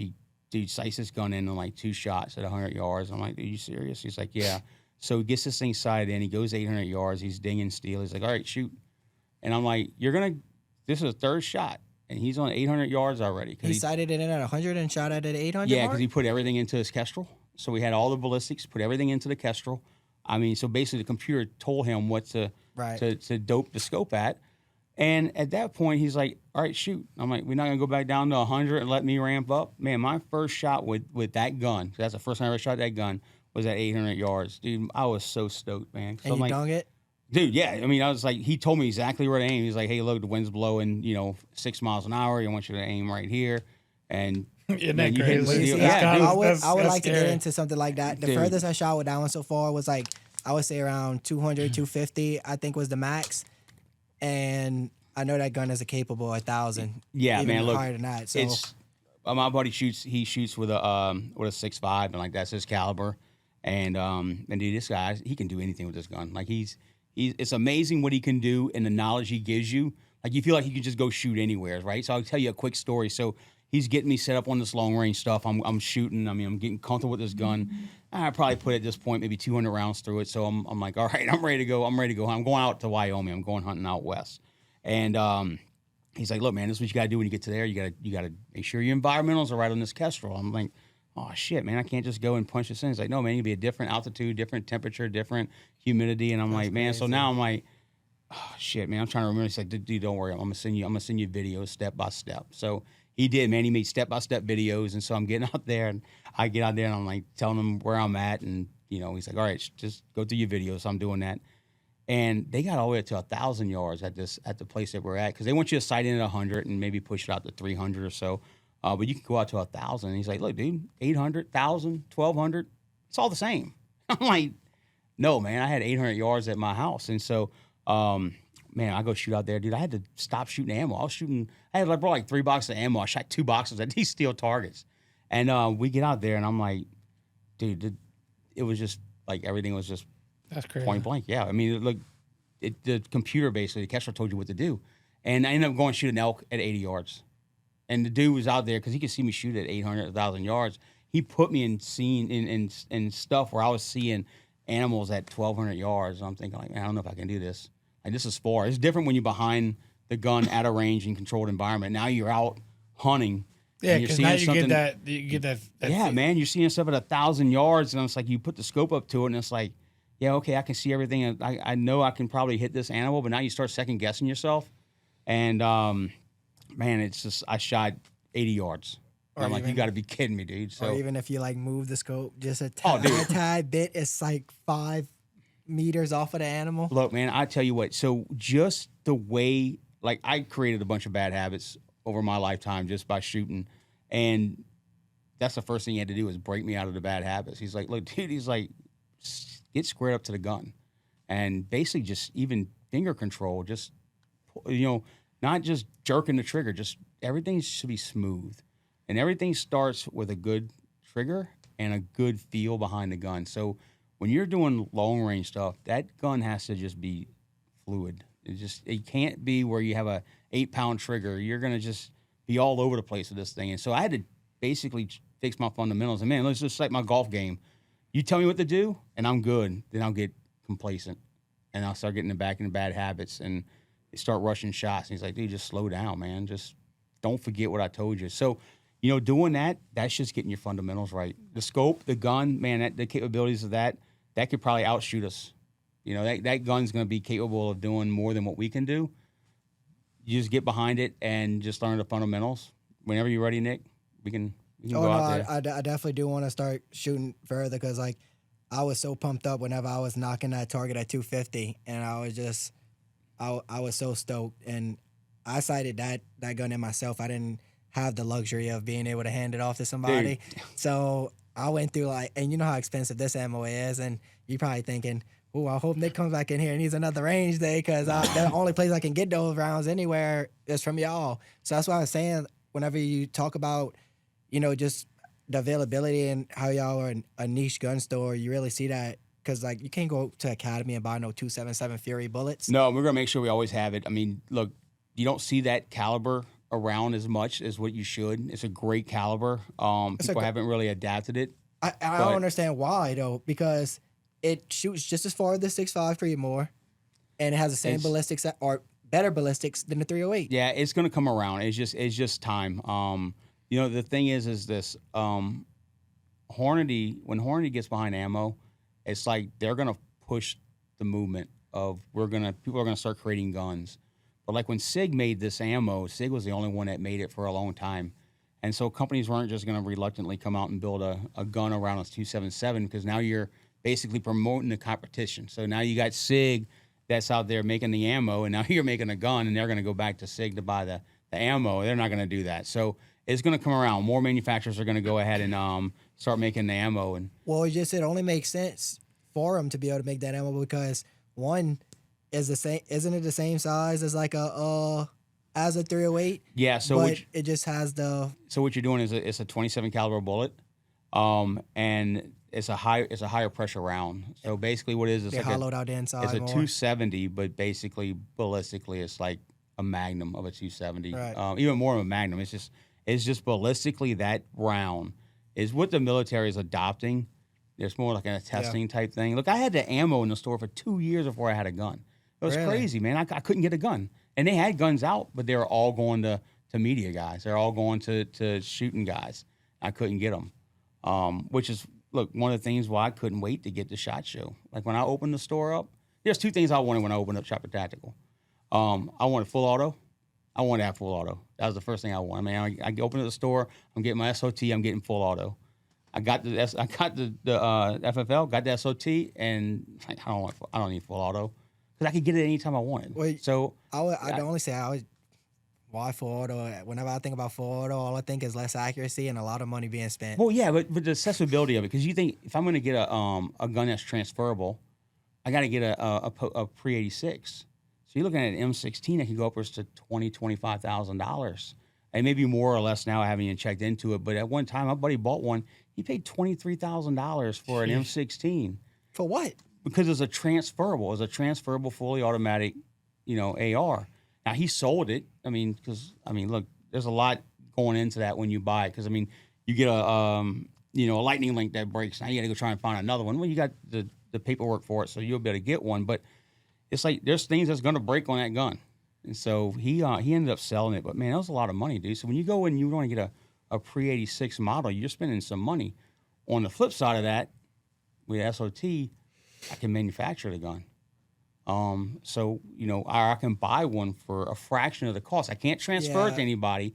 It has to stay in the store only. So it's only going to be in the ownership of Choppa Tactical. But at that point, man, I had lost all focus on that. I was more worried about getting the SHOT Show. Well, I guess it would be not even a big deal for you just because the fact, even if those guns do wear down because they're fully automatic guns now, you could just replace those parts.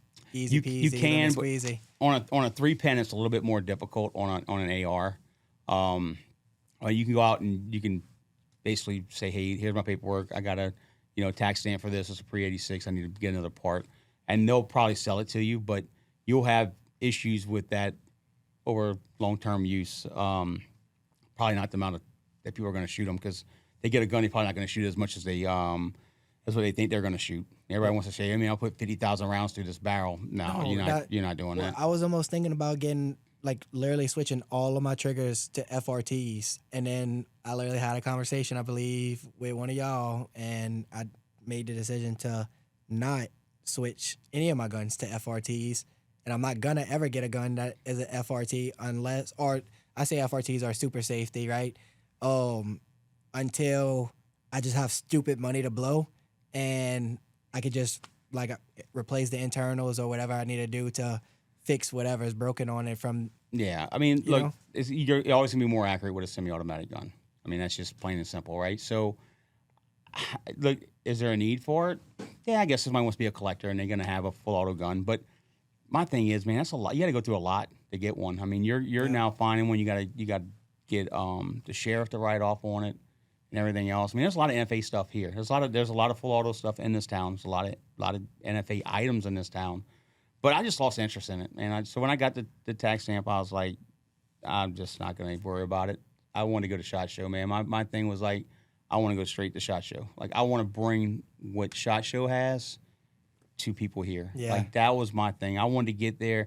And my first year, dude, I thought my expectations of what I was going to, like, people were telling me, hey, this is what you're going to expect, or it's not that much, or it's this. Dude, when I got there, I was like awestruck, man. Because like you're basically, you're seeing pictures, because you can see pictures from SHOT Show of as it's starting. And man, pretty much in like 4 days, they get this empty building all set up in like 4 days. And it all comes together. They're working on it basically the night before you're getting ready to go into the show. So when you start walking from your hotel to get into SHOT Show, you're in basically like a hall, and you might have 5,000 people in this little hall, and it stretches. Like, you might find 4,000 or 5,000 people here. You have people downstairs, and you're just standing there. And like, I wanted to go peek through the door. Like, I was like, I want to go see through the door. They got people literally, like, not say ushers, but like security standing at the door, and they'll stop you if your badge doesn't say exhibitor. They won't even let you go through. So man, I'm kind of looking through, and I'm like, man, I want to get in this place. And dude, when I got in there, don't stop. It's like New York City, Jack. You walk in there, if you want to stop and just, oh man, I can't believe I'm here, you better walk to the side and stand against the wall, because if not, You're getting run you're over. getting run over, dude. And it's like people with missions, like they're going to certain places they want to hit first.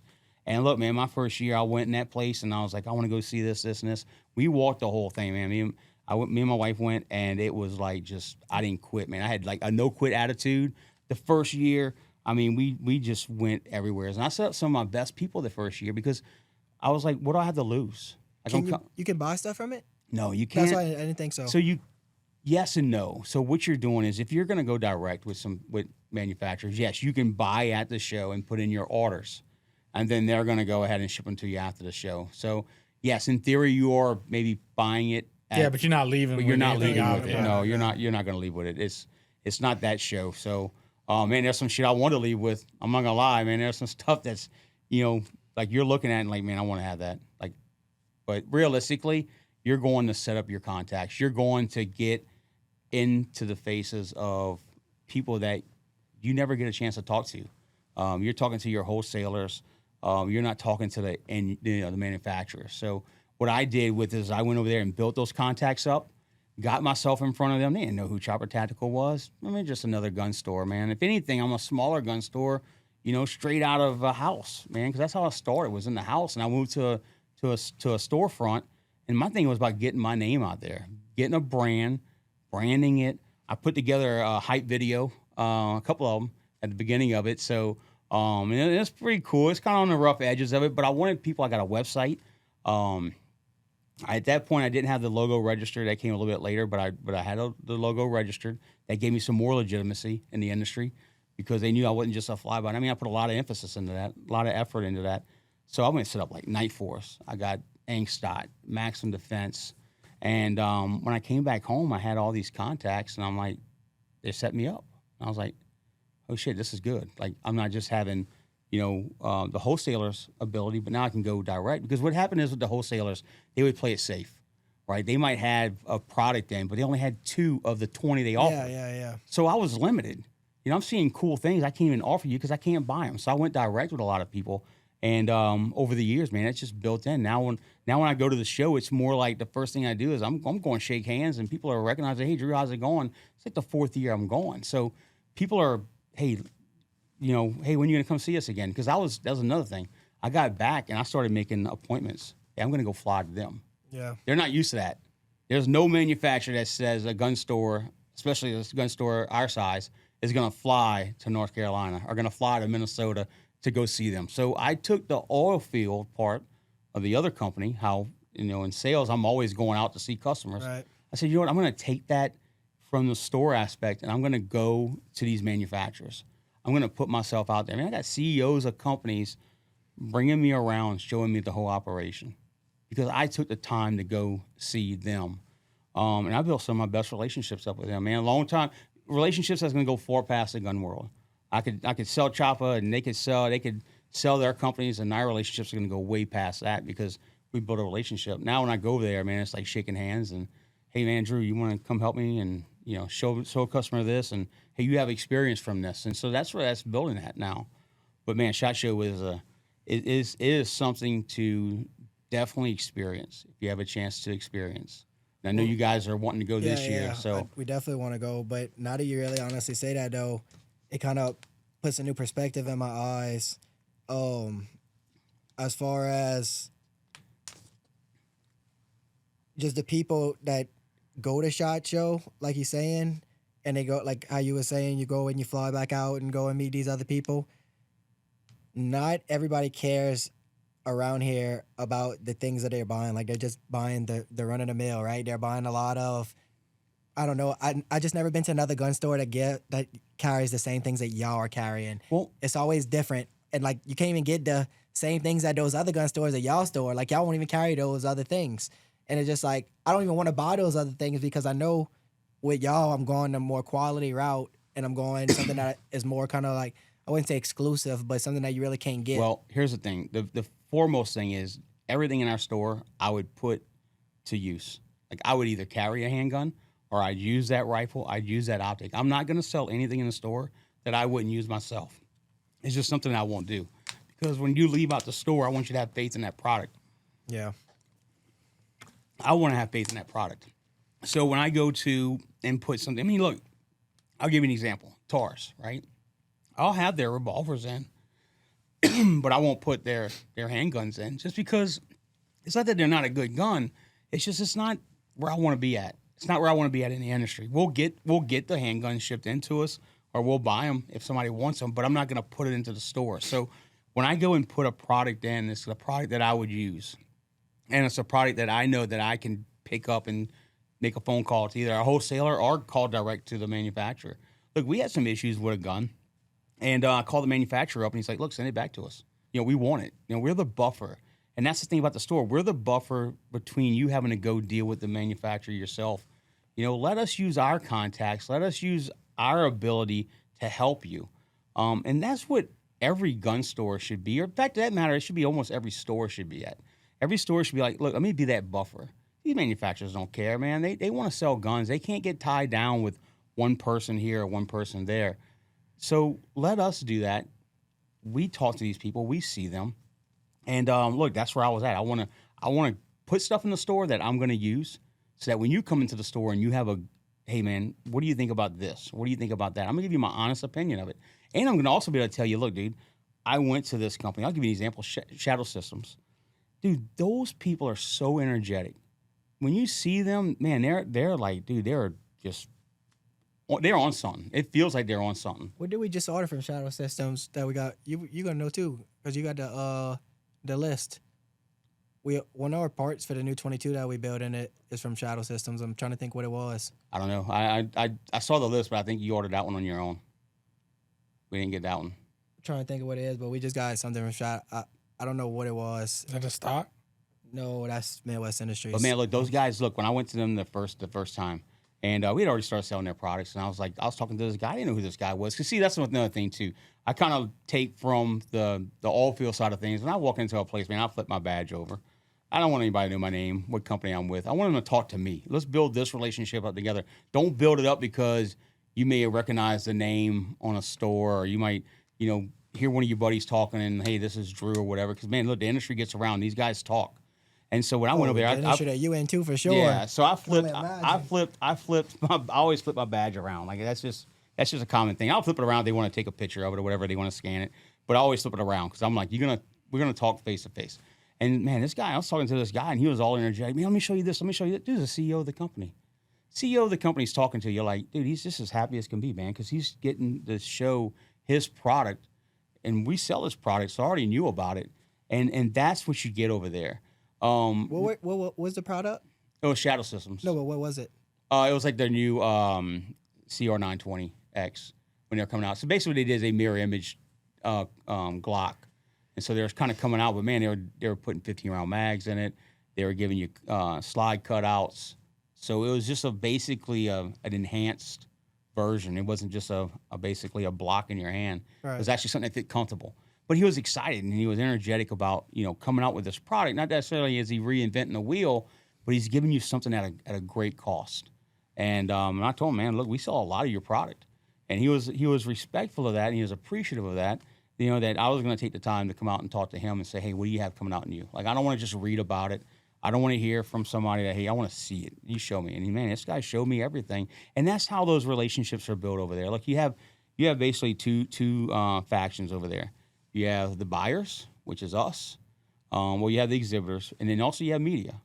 And media goes there, and dude, they building contacts up too, because when you go there, you're trying to get your information out. Hey, we're this big. We reach an audience of this. And if you reach a certain audience, dude, you're getting all kind of free stuff. Oh, well, we've been so I'll just throw this out there. So obviously with all the guns that I do, and as I build stuff and doing things, I go ahead and tag these companies. Well, all these companies go, and that's a big thing. They love going back and share whatever the people, if it's a good build or whatever. Well, I'm fortunate enough, every single one that I ever posted got reposted by them because they thought it was good enough or whatever the case. So I hit them up after, because once they repost something or share something, it gives you that availability to message them or whatever on some platforms. So I messaged a couple of the guys from different companies, some different silencer companies, some different just manufacturers. I believe one of them was just people who kind of like a gun broker or something like that. I forgot who it was. It was oh no, it was actually the guys who built out our chassis for the 1022s. Who was that? Which one did you use? Did you go to you didn't do MDT or anything like that? No, we used the out of Florida. Oh, shit, dude, I'm drawing a blank, man. I know and I can't think it. Because I don't think you got that. You got that one on your. It was a chassis. Yeah, you got that one on your own. It was we got the last three, the Raptor chassis. Okay. What is it? Who is that? A Vault? No, it's not a Vault Caution. It's a shit. It starts with an S.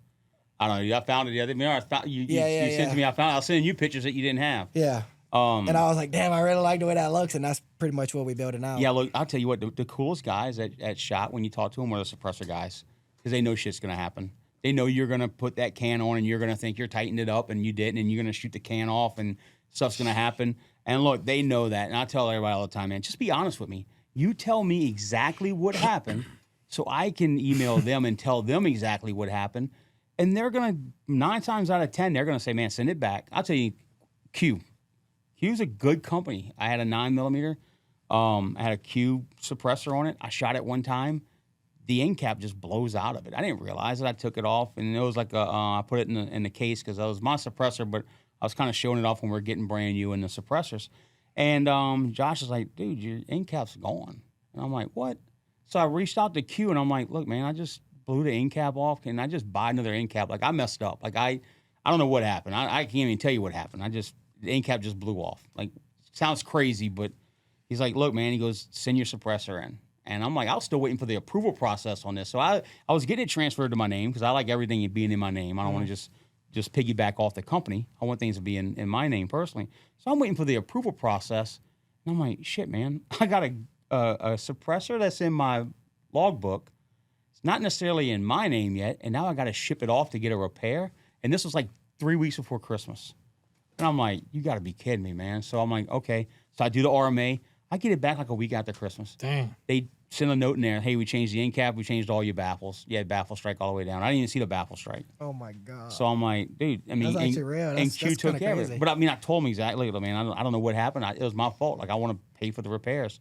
And Q took care of it. And look, Q is honestly one of my favorite companies, though. But they put a lot of thought behind every single thing that they do. I feel like it's like the Ferrari of guns almost. Well, people will tell you that, oh man, that's the bougie gun, or that's the gun that you paying for a name. But in essence, you're paying for quality control. Is it the best gun out there? Maybe it's not. But you're going through a quality aspect of it where they're gonna check every gun going out. Just like Daniel Defense, LWRC. There's a certain level you're paying for. Can we go and look and dissect that gun and say, hey, this receiver looks like this receiver, that rail looks like that rail, this barrel, that barrel, all those parts. Yeah, but they're QC in it. A lot of these companies, they just put together and you're the QC. Right. And we see that in everyday life now. You get something that's like, dude, this is a piece of shit. And it broke. And it's like, you don't want to be the QC part of it. So they're QC in the guns, and that's why you're getting a little bit better of a quality. Plus, the fit and finish is there. And look, the two-tone thing. I was about to say, or even I like whenever they do their blend programs and they come out with, because it's like there's no other gun that's gonna be like that one just because it was either a one-off or dude, half the time happened. you don't even see the blim. Correct. Like, half the time I don't even know what they're even looking at because it has to be able to function or they wouldn't be able to sell it. But you can't even tell what's wrong with it. It's like it looks a little faded over here. Well, Austin, I was actually a little jealous whenever Austin bought his Honey Badger. Whenever we got, They had a little darker tint to it. yeah. So his the way that whenever they anodize it, Yeah. his ended up being just like a little bit darker, and I was like, damn, I really like the way that looks. Look, anodizing is the hardest thing because if you're going to do a match set, like if you're going to do a receiver and a lower and a rail, you have to anodize it at the same time. all together. Yeah, or Because you'll if never you get don't- because it's different frequencies. Yeah, you'll and never get the colors right. So, and look, some people like the off match stuff. I was always big in just black. Hey man, I just want a black gun. Like, again, my buddy that does long range, man, he's like, dude, he has this gun and it's like OD green and it's like Kodiak brown, and I'm like, dude, that shit looks good. So he's like, well, you can get these parts, and I'm thinking like, I never thought about just mix matching it because I'm like, how's that going to be perceived from the gun roll? Because we want to sell guns. Dude, every gun that I can do that's Kodiak brown or OD green or reverse sells first. Camo, not so much. Cerakoted camo is kind of faded out. And you see, I don't even like that. We've got that AR that was OD green. I straight up quit buying. Actually, that was actually one of the things I sold just because I didn't like the OD green. Well, no, what I'm saying is they like the multi-tone. So you have a different color rail, Yeah, but the upper and lower is the same color, but the rail's different. I guess that might have been why. So I was trying to put that OD green and match it with black, and it just did not look good together. Yeah, it gets dark. Yeah. It gets dark and quick. it looks weird. It looks weird. Like I Yeah. didn't. And look, I went to F. That was one of the first things I did. I'm like, dude, I got to find out. Like, I went to FN and said, look, man, why y'all scars like 4 different colors? And there's science to that. Like, they want that breakup. They want it to not be the same and blended. Because think about it, if you're hiding in the woods per se, and you have this gun, there's people that are scanning the woods. They're looking for Anything that things sticks that are out. looking at sticking out. So this gun's going to stick out. But if you have something that's multicolored, you're more likely just to keep blending over. Even though it may look like a gun, you're more likely to blend over it because you're like, hey, it kind of blends into terrain. If it ever comes to that point, I'm grabbing some spray paint. And we going old school with it, and we just go up and You're going to rattle can this shit up. yeah. We just, Dude. I ain't got time to get no Cerakoting done or anything like that. We gotta make this happen real quick. But Yeah. I seen some guys do it though, and it actually not look the worst in the world. Yeah, it doesn't look bad. Will it hold up? And that's the thing. Correct, Heat's going to true. be your biggest thing. But, I mean, really, your receiver's not getting hot. It's when they start doing the barrels and stuff. It's like, dude, that's Yeah. getting hot, you know? Even some of the Cerakote on the cans. Like, you'll start seeing the cans the color. Because, look, I got some that's not Cerakote. I don't know what kind of finish it is. But kind of like Cerakoted or anodized, and it's just flaking off. But my stuff's made to be used. When I want a don't can, even- I don't want it to be even- used. How can but like, who would even Cerakote a can? Dude, these cans get so hot that would never hold up. Well, it just depends. Like, some of these, like, KGM, theirs is like a Cerakote finish. And Well, they got some high heat. it doesn't. Yeah, it Cerakote, doesn't. so, It doesn't. yeah, It doesn't yeah. flake off. It's just more like some of the paint stuff. Like, I got one that's a rugged can. The rugged sent me a can and said, "Look, man, destroy it. Just destroy the can. Like, just shoot it and just see what you can do." Dude, I shot that can so much, all the finishes off of it. I mean, I love the can. I mean, you look at it, and you're like, dude, that can looks like it's worn out, but it's not. It's just the finishes off. But we shot the shit out of it. I didn't shoot it to the point where we're gonna melt the can because I don't want to do that. But man, we put a lot of rounds through it. It's a great can. Yeah. Well, I think So- going back to your point where you talked about Q and the service that they provide and all that, I think that's what speaks loudly about y'all operation going on over there. Is, I mean, y'all are very personable. So like when we walk in, you're like, "Oh, hey, what's up, man?" And you're building those relationships, and like you said, you do steer us in the right direction. And it's Yeah. it's like at the end of the day, it's a hobby that we like, but also you make the experience nice. Because look, I've walked into gun stores. Nick, come touch this gun so I can sell it and tomorrow. listen, I'm not gonna mention any other gun stores, but listen, some of them act weird. Okay, I'm gonna just throw that out there. Like you walk in there and they act Oh, like they don't even want act you like in well, there. no, not even that, but like I always respect the gun shop. I'm like, hey, look, I got my gun. Can I bring it? Obviously it's gonna be unloaded, whatever. Can I bring it in so we can check, kind of fit some stuff to it? And like, yeah, okay, yeah, cool. See that? Then they act like you about to shoot the fucking place up. I'm like, listen, calm down. Like, listen, I'm not gonna ask you to come in here with the gun if I'm gonna be like trying to like rob you or some shit. You know what I'm saying? Like, I don't know. It's just weird. Yeah, they get very defensive real quick. The attitude, and it's like, okay, so now I'm like in there, and they're like, the guy's like got his like shirt with his gun. Like, okay, bro, like I know you're carrying, like it's a gun store. Like I'm not. Again, like it just makes it awkward. Then I'm like, okay, do I really want to even buy something? Because now dude's just making it. When they like, well, no, it's just making it like not even a fun experience at this point. Like now I'm like, okay. What you got? All right, cool. That's cool. All right, bro. Thanks. That and when they expect you to know everything, like right off the bat. Well, I no, like I mean, experience it's like like, going and look. ask questions, and they don't just take that as he doesn't know anything. I Now can again, upsell him on look, shit, I'm not saying you don't get the crazy ones walk in and try to pull some crazy shit on you, and you're like, oh yeah, there's always the crazy ones out there, and I'm sure y'all probably got some experience where you had to kick some people out. No, we don't. We never had to kick anybody out. I mean, that's one thing that I mean, really they still let Nick in there, so clearly. Well, I mean, I do take that for granted. We never had to kick anybody out, so that's a good thing. But I mean, look, back to your story about the gun thing. Look, I live in this town, man. Y'all might run into me at a restaurant or at a grocery store. That's one thing I never want to do is create a stick. I never wanted to have this persona where what you see in the store is not what you see out the store. Right. I'm the same. I might not remember your name because I just see so many different people, and I'm bad with names. But I'll know you. I'll remember you in the store. And what you see in the store is the same person you're going to see out the store. I want to be approachable. You come up to me and you have a question, I'm going to be able to answer the question. If I don't know the answer, I'm going to find it out for you because I don't know everything. And I'm not going to perceive to know everything. I just want to give you the most accurate information or tell you, hey, go look here, go there, or I'll find that information and let you know. And that's where we're at in the store. That's what we want to do. Because I don't know everything, and Josh doesn't know everything. The information changes, and new things come out, new products come out. It's almost impossible to know everything. Oh, it's impossible to keep up, dude. Dude, you will never. When you go to SHOT Show, it's so big. You can see everything. So people say, "Man, you can't see everything." Yeah, you can see everything. Now, how much time will you give to each thing? That's going to be, there's a lot of stuff you're going to walk over. There's a lot of stuff you're not even going to care about. But you'll see so many new things at SHOT Show that we'll never get. And some things you'll never see come to market. It's like they produce it and they never bring it to market. It's just it didn't take off like they thought it was going to take off at SHOT. It didn't get the perception that they were wanting, so they pulled back. It might not say it's never going to come. It's just not going to come now. And so, that's the thing. So we don't know everything, and I don't know everything that's coming out. I try to, and that's what's really aggravating to me about SHOT Show and the way we handle things is, man, I'm excited, man. I go over there. We're spending a lot of money to go. We're walking. We're building these contacts up. We're getting pictures of products. I'm actually having it in my hand in multiple different ways so that people can see how big the product is. And then we never see it for 6 months. And it's like, we come back, people, hey, man, and I got people that call me when I'm at SHOT Show, and they're texting me, hey, Drew, can you get this? Drew, can you get this? And I'm like, yeah, let me go walk to that booth and see what's, and I literally ask them, hey, when's this coming out? Oh, Q3, Q4. I'm like, damn, man, that's a whole year away.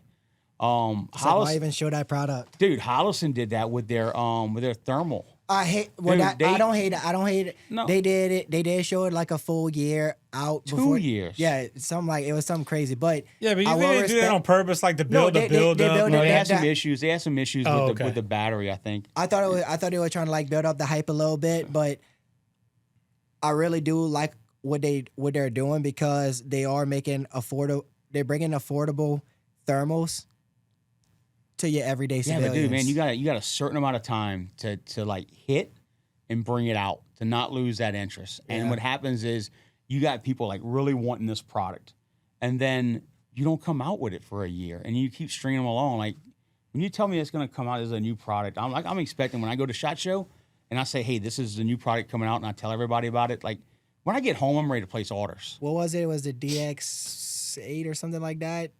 What was it? Or what? For the Hollison that took forever to come out. Oh shit, man! It was a night vision one and the thermal. I don't know the exact name of what technical name they gave out, but they had it out for a whole year. And then when I went the next year, they was like, "Hey man, come see this new." I'm like, because I always ask, hey, what you got in you? I'm not going to beat around the bush and go try to find out myself because, hell, some of this stuff all looks the same, right? So I'm like, hey, what do you have in you that's coming out so I can go pinpoint this? And they're like, hey, we got this new thermal. I'm like, dude, you showed me that last year. Like, don't try to, no, man. And the first thing they do, they kind of embarrassed about it. They're like, yeah, man, we had some issues with it and everything. And I can respect that. Like, don't bring it to market and let us have the issues. Like, I'm glad they took care of it, but it's like, dude, this is not, don't release this. Oops, sorry, we screwed up. Let's dude, there's a lot of companies that do that, man. They'll send it out and they'll have a certain amount of failure rate. Well, look, not to call the company out, but remember when they sent out those certain amount of pistols that kept just like going off on their own, and they had to send them back. I'm not gonna call that. No, But but call it they- out. Wasn't that SIG with the military order? yeah, but Okay, no, well, Yeah, I'm gonna call it. It's, All right, so SIG will be fine. That was on the no, headlines look, everywhere. I'm buying SIG to this day, and I'm Yeah, still that's buying SIG. That's a SIG cross. Yeah, I think. Oh, I got a SIG P365. Dude, that was a bunch of bullshit. They figured out that didn't even happen like that. and then- no, well, my cousin had one here to send back. It was something with the frames. Some of the frames. Yeah, had what it some- was, if when it you, get when you bumped, squeeze it them would- together. Yeah, Well, it was- where But it you have became to a have problem. the freaking pin pressed in. No, and it's I like, know, but it how was- often do you have debris falling in your trigger Where like it that? became You know a what I problem mean? was the military deal because they replaced that as the standard service sidearm, and they were going off when they put them in their holsters. I thought they were they going debunked off that. then, and that was the big news headline that at was the what was time. Maybe. happening. I thought Yeah. the dude shot himself in like that was in Yeah, the well, military. I and think then- they still went with SIG. They just fixed the problem. And Yeah, well, look, kept they- going. I don't know. I think on that standpoint, I remember when you talking about the kind of like the final straw of it when people were like, look, you can't bring these to ranges, you can't do any. We don't even want them in our stores. I think that was the thing. I don't know what the retraction was, but I think it got shot.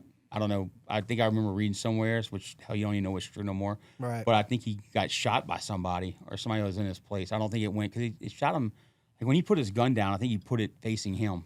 Yeah. And most people, when they put their gun down, You're facing they're away. not facing it to Yeah, them. that was kind of wild. So I don't know what the story behind that was, but I think what aggravated most people about the SIG thing was, and from the gun store, I mean, I can understand it, I can respect it, and also kind of hate it. So it's kind of like I had to just, hey man, let's just wait and see. It's like people want answers now, yeah. and from the manufacturer, and you have this gun, and you want it to be safe. I mean, somebody has a P320, and they're like, dude, I don't want this thing going off. So they're like taking this thing, unloading it, putting it in a safe, and now they're like, is my gun safe to shoot? Is it one of the ones that's affected? Like, I want an answer now. And SIG was kind of like, hey, let's look at these things and let's address the issue. Well, I And think don't they know- recalled and like Yeah. they actually fixed the problem. They figured out what it was. Yeah, and I don't know how long it took them to come out, but I think that was the biggest thing is that they were just silent, for so long. But I mean, dude, I'm sure they had the military breathing down their throat. I was about to say, I mean, they had yeah. law Yeah. enforcement. Like, I'm not saying that the civilian market wasn't a priority. It was like they had a lot of people. No, coming look, I down on remember them, my so they had to cousin get it actually fixed. he was able to send his off and they fixed it, and then they sent it back. Yeah, look, I went on a hunting trip. A guy had a set of binoculars. I mean, like $2,000 set of binoculars that he uses for his business. He's a guide. He, for whatever reason, I don't know why, but he put them on his tire. And what he did, he hurried up. He said, "Hey, look, they got animals over here, so they're moving." So he got in his truck, and dude, he backed up. I think he's at the next location. He's like, "Dude, where's my binoculars at?" Oh no. And I'm like, "I don't know, man. I'm not focused. I'm focused on just getting in your truck, dude. Like, I'm focused on getting my stuff in there."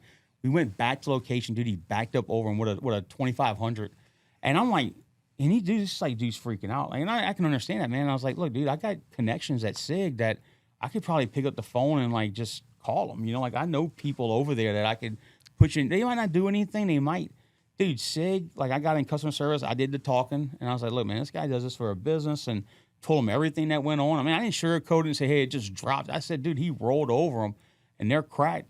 SIG sent him another pair I was about to say. to his house. His house was in Florida. So he sent it to the house location. His wife sent them to him, and then he just sent that pair back. SIG gave him a brand new pair of binoculars. That's awesome. Well, Dude, that guy was so appreciative because, like, I took the time to help him. All right. I didn't have no skin in that game. No, but I but was you like, helped him solve a but- problem. Yeah, I helped him solve a problem. I didn't want this guy to be out of his business. Because now if he can't identify an animal or help somebody identify, hey, that's the animal that you want to harvest, dude, his job's in jeopardy. You know?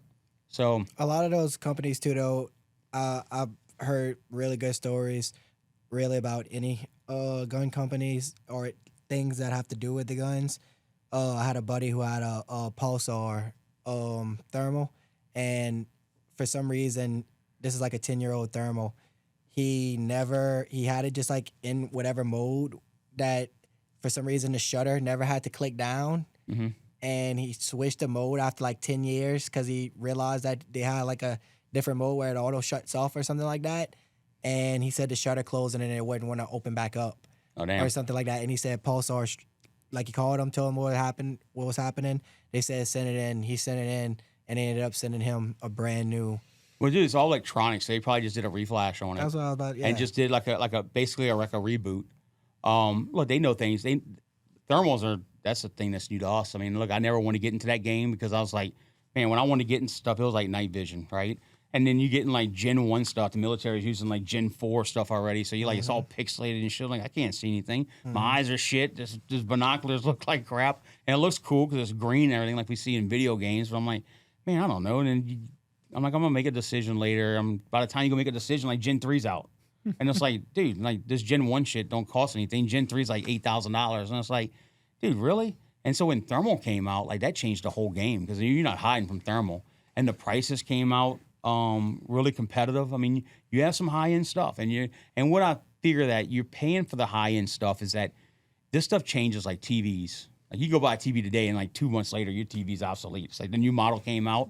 So what you're paying for is that, I'm going to say extended warranty, but think of it as a warranty, right? You're paying for something that's not, that the technology that you're buying today is not going to be obsolete tomorrow. It might take 2 years for the market to get to where you're at, to where it's priced, to where the customer wants to buy it at. So let's say you go buy a thermal for $7,000. Well, that $7,000 technology, it might take 2 years for that to get down to, $2,000 to where you're going to want to buy it. And then that $7,000 is going to be another, back to $7,000 or $8,000. It's be next generation of stuff. So, but look, man, I do have something for you. I know we got late into the conversation, but I got something. What's up? I wanted to bring it. Let's check it out. So, look, man. Ew. I even wrote it. Look, and it's taped, but I put a little pull tab on the end. It's heavy too. Yeah, I was about to say, don't set it on the. It's heavy. Yeah, take the keys. No, it's got a little pull tab, man. Look on the end. Look on the other shit, end. it's a flashback. The way I did He just flashed. the way I did the tape. Pull the You pull got tab, another smoke another grenade. piece on the other side. I just did it like I didn't want it to open up. Dude, if it's a confetti package, I'm gonna be I'm pissed. pointing towards the camera just in case. Or pointing towards Austin. But there's something about it. You might not be old enough to understand this, and I'll explain it to you because I did a little bit of research on this, and I think you're like 2 years old. But Oh yeah. Shit. Oh god.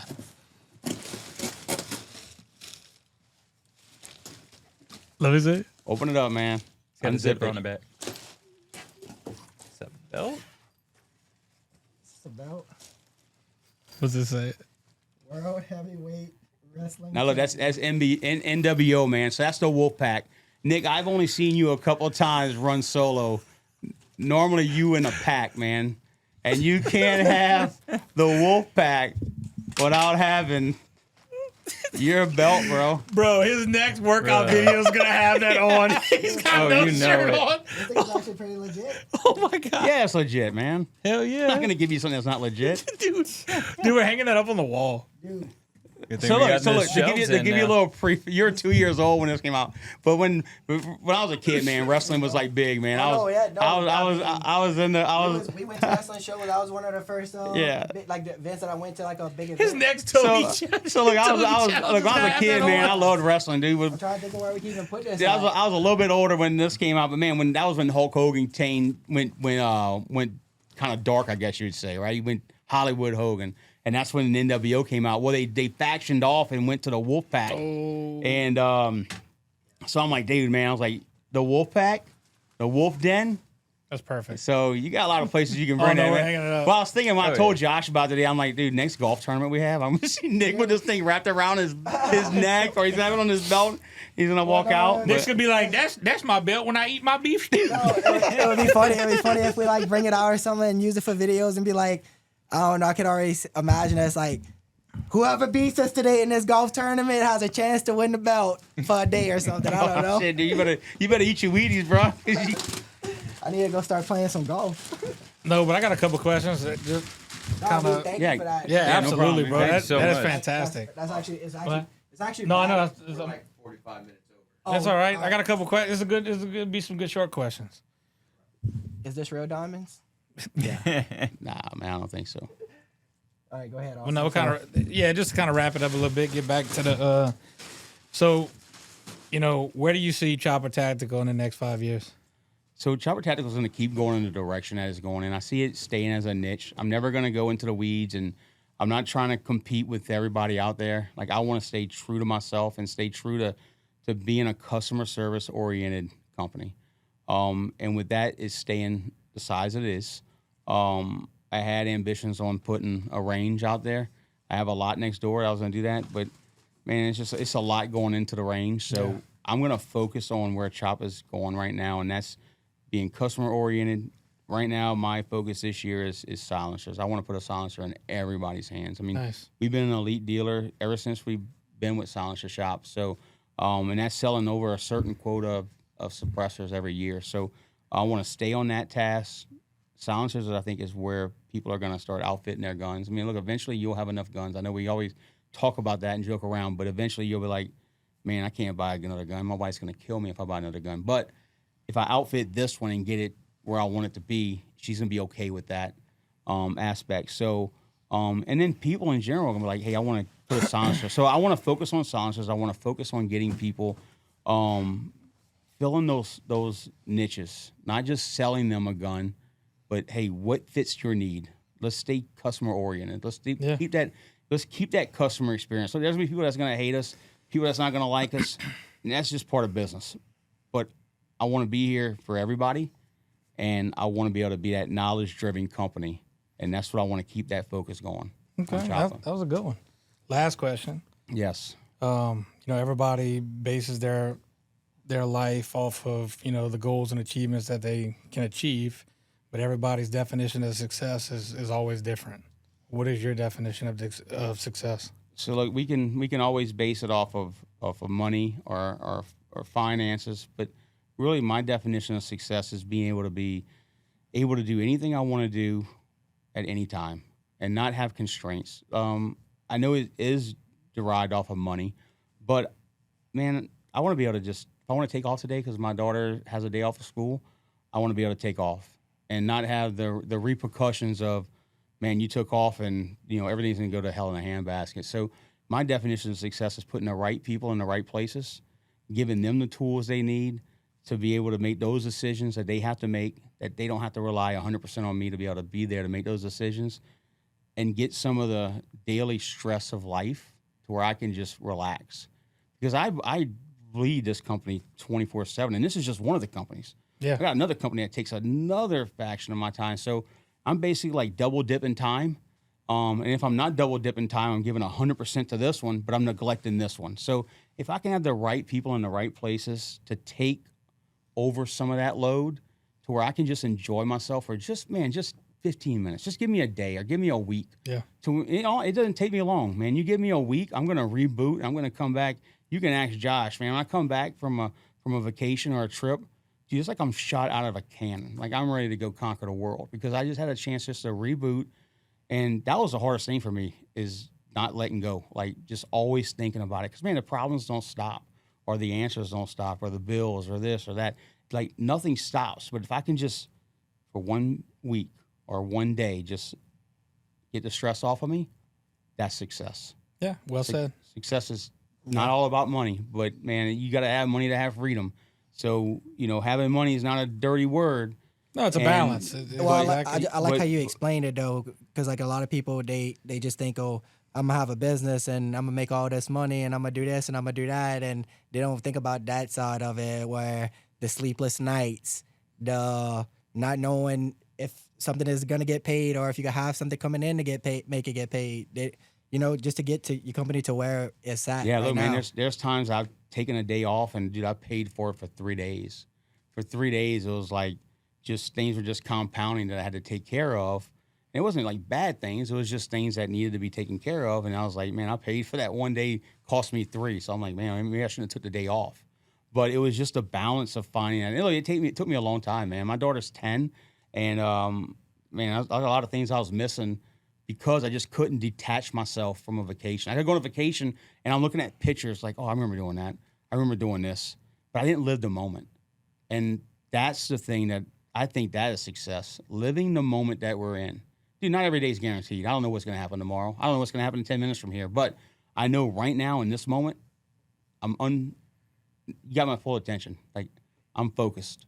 And that's how I treat everything. It's like, love the customer you're with, right?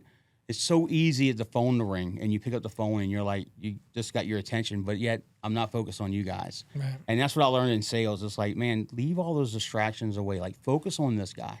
This is important. Focus on this situation. And it's hard, man. It's hard in the store doing that, because I think a success is helping every customer. And when I got 4 or 5 people in the store, and it's me and Josh, and dude, people are waiting, and it's like, they know us.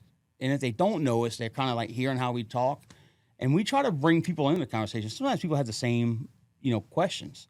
And the success of that is just, man, helping everybody out. But also, when I take time for myself, detaching myself from the work life and enjoying the vacation life, or enjoying the life with my family, or enjoying the weekends. And dude, it's hard, man. It's hard with a business because it doesn't stop. And when you start doing 2, because you're thinking like, hey, I want to do this and I want to have this, and then you add other things into it, like, dude, it gets crazy, man. But look, there's great success in it, and I think everybody should want to own a business or start a business up. I know it's not for everybody, but dude, you got to experience it, man. I mean, it's an experience, and you got to understand before I can sit there and say, man, that business owner, man, he's taking advantage of people, man. He's charging too much, or he's doing it. Dude, own a business. Yeah, you got to put them in your shoes. Yeah, own a business, man. It's rough. I mean, but it also has its joys. But my joy is, man, just being able to relax. Just give me 10 minutes, give me an hour, let me enjoy it. Like, I don't even tell sometimes, like, when I'm going, like, not the Choppa side, because Josh takes care of a lot of that, but like on the all field side, you don't even tell customers I'm leaving. They don't even have no clue. I could be in another country, and I'll answer my phone, and I'll talk like, hey, what do you need? And I'll make sure it gets done. And, I'll take 10 minutes out. I'm starting to change that up a little bit, but, dude, people don't even know when I leave, because I'm not one to go post everything on Facebook. Right. Like, I don't post houses, cars, all that, dude. I'm private when it comes to that. But, hey, if we're talking, man, I'll tell you everything you want to know. But it's like, man, just give me a little bit of time, man. That's all you need. Absolutely. Awesome. Well, Yep. dude, I appreciate you coming on. This was a Absolutely. great episode. Thank you so much. Thank you, man. Appreciate, yeah. I got hella problems. Don't need no shovel, handle dirt with choppers. You get your issues, try killing me. Eliminate all contenders, talk about ending me.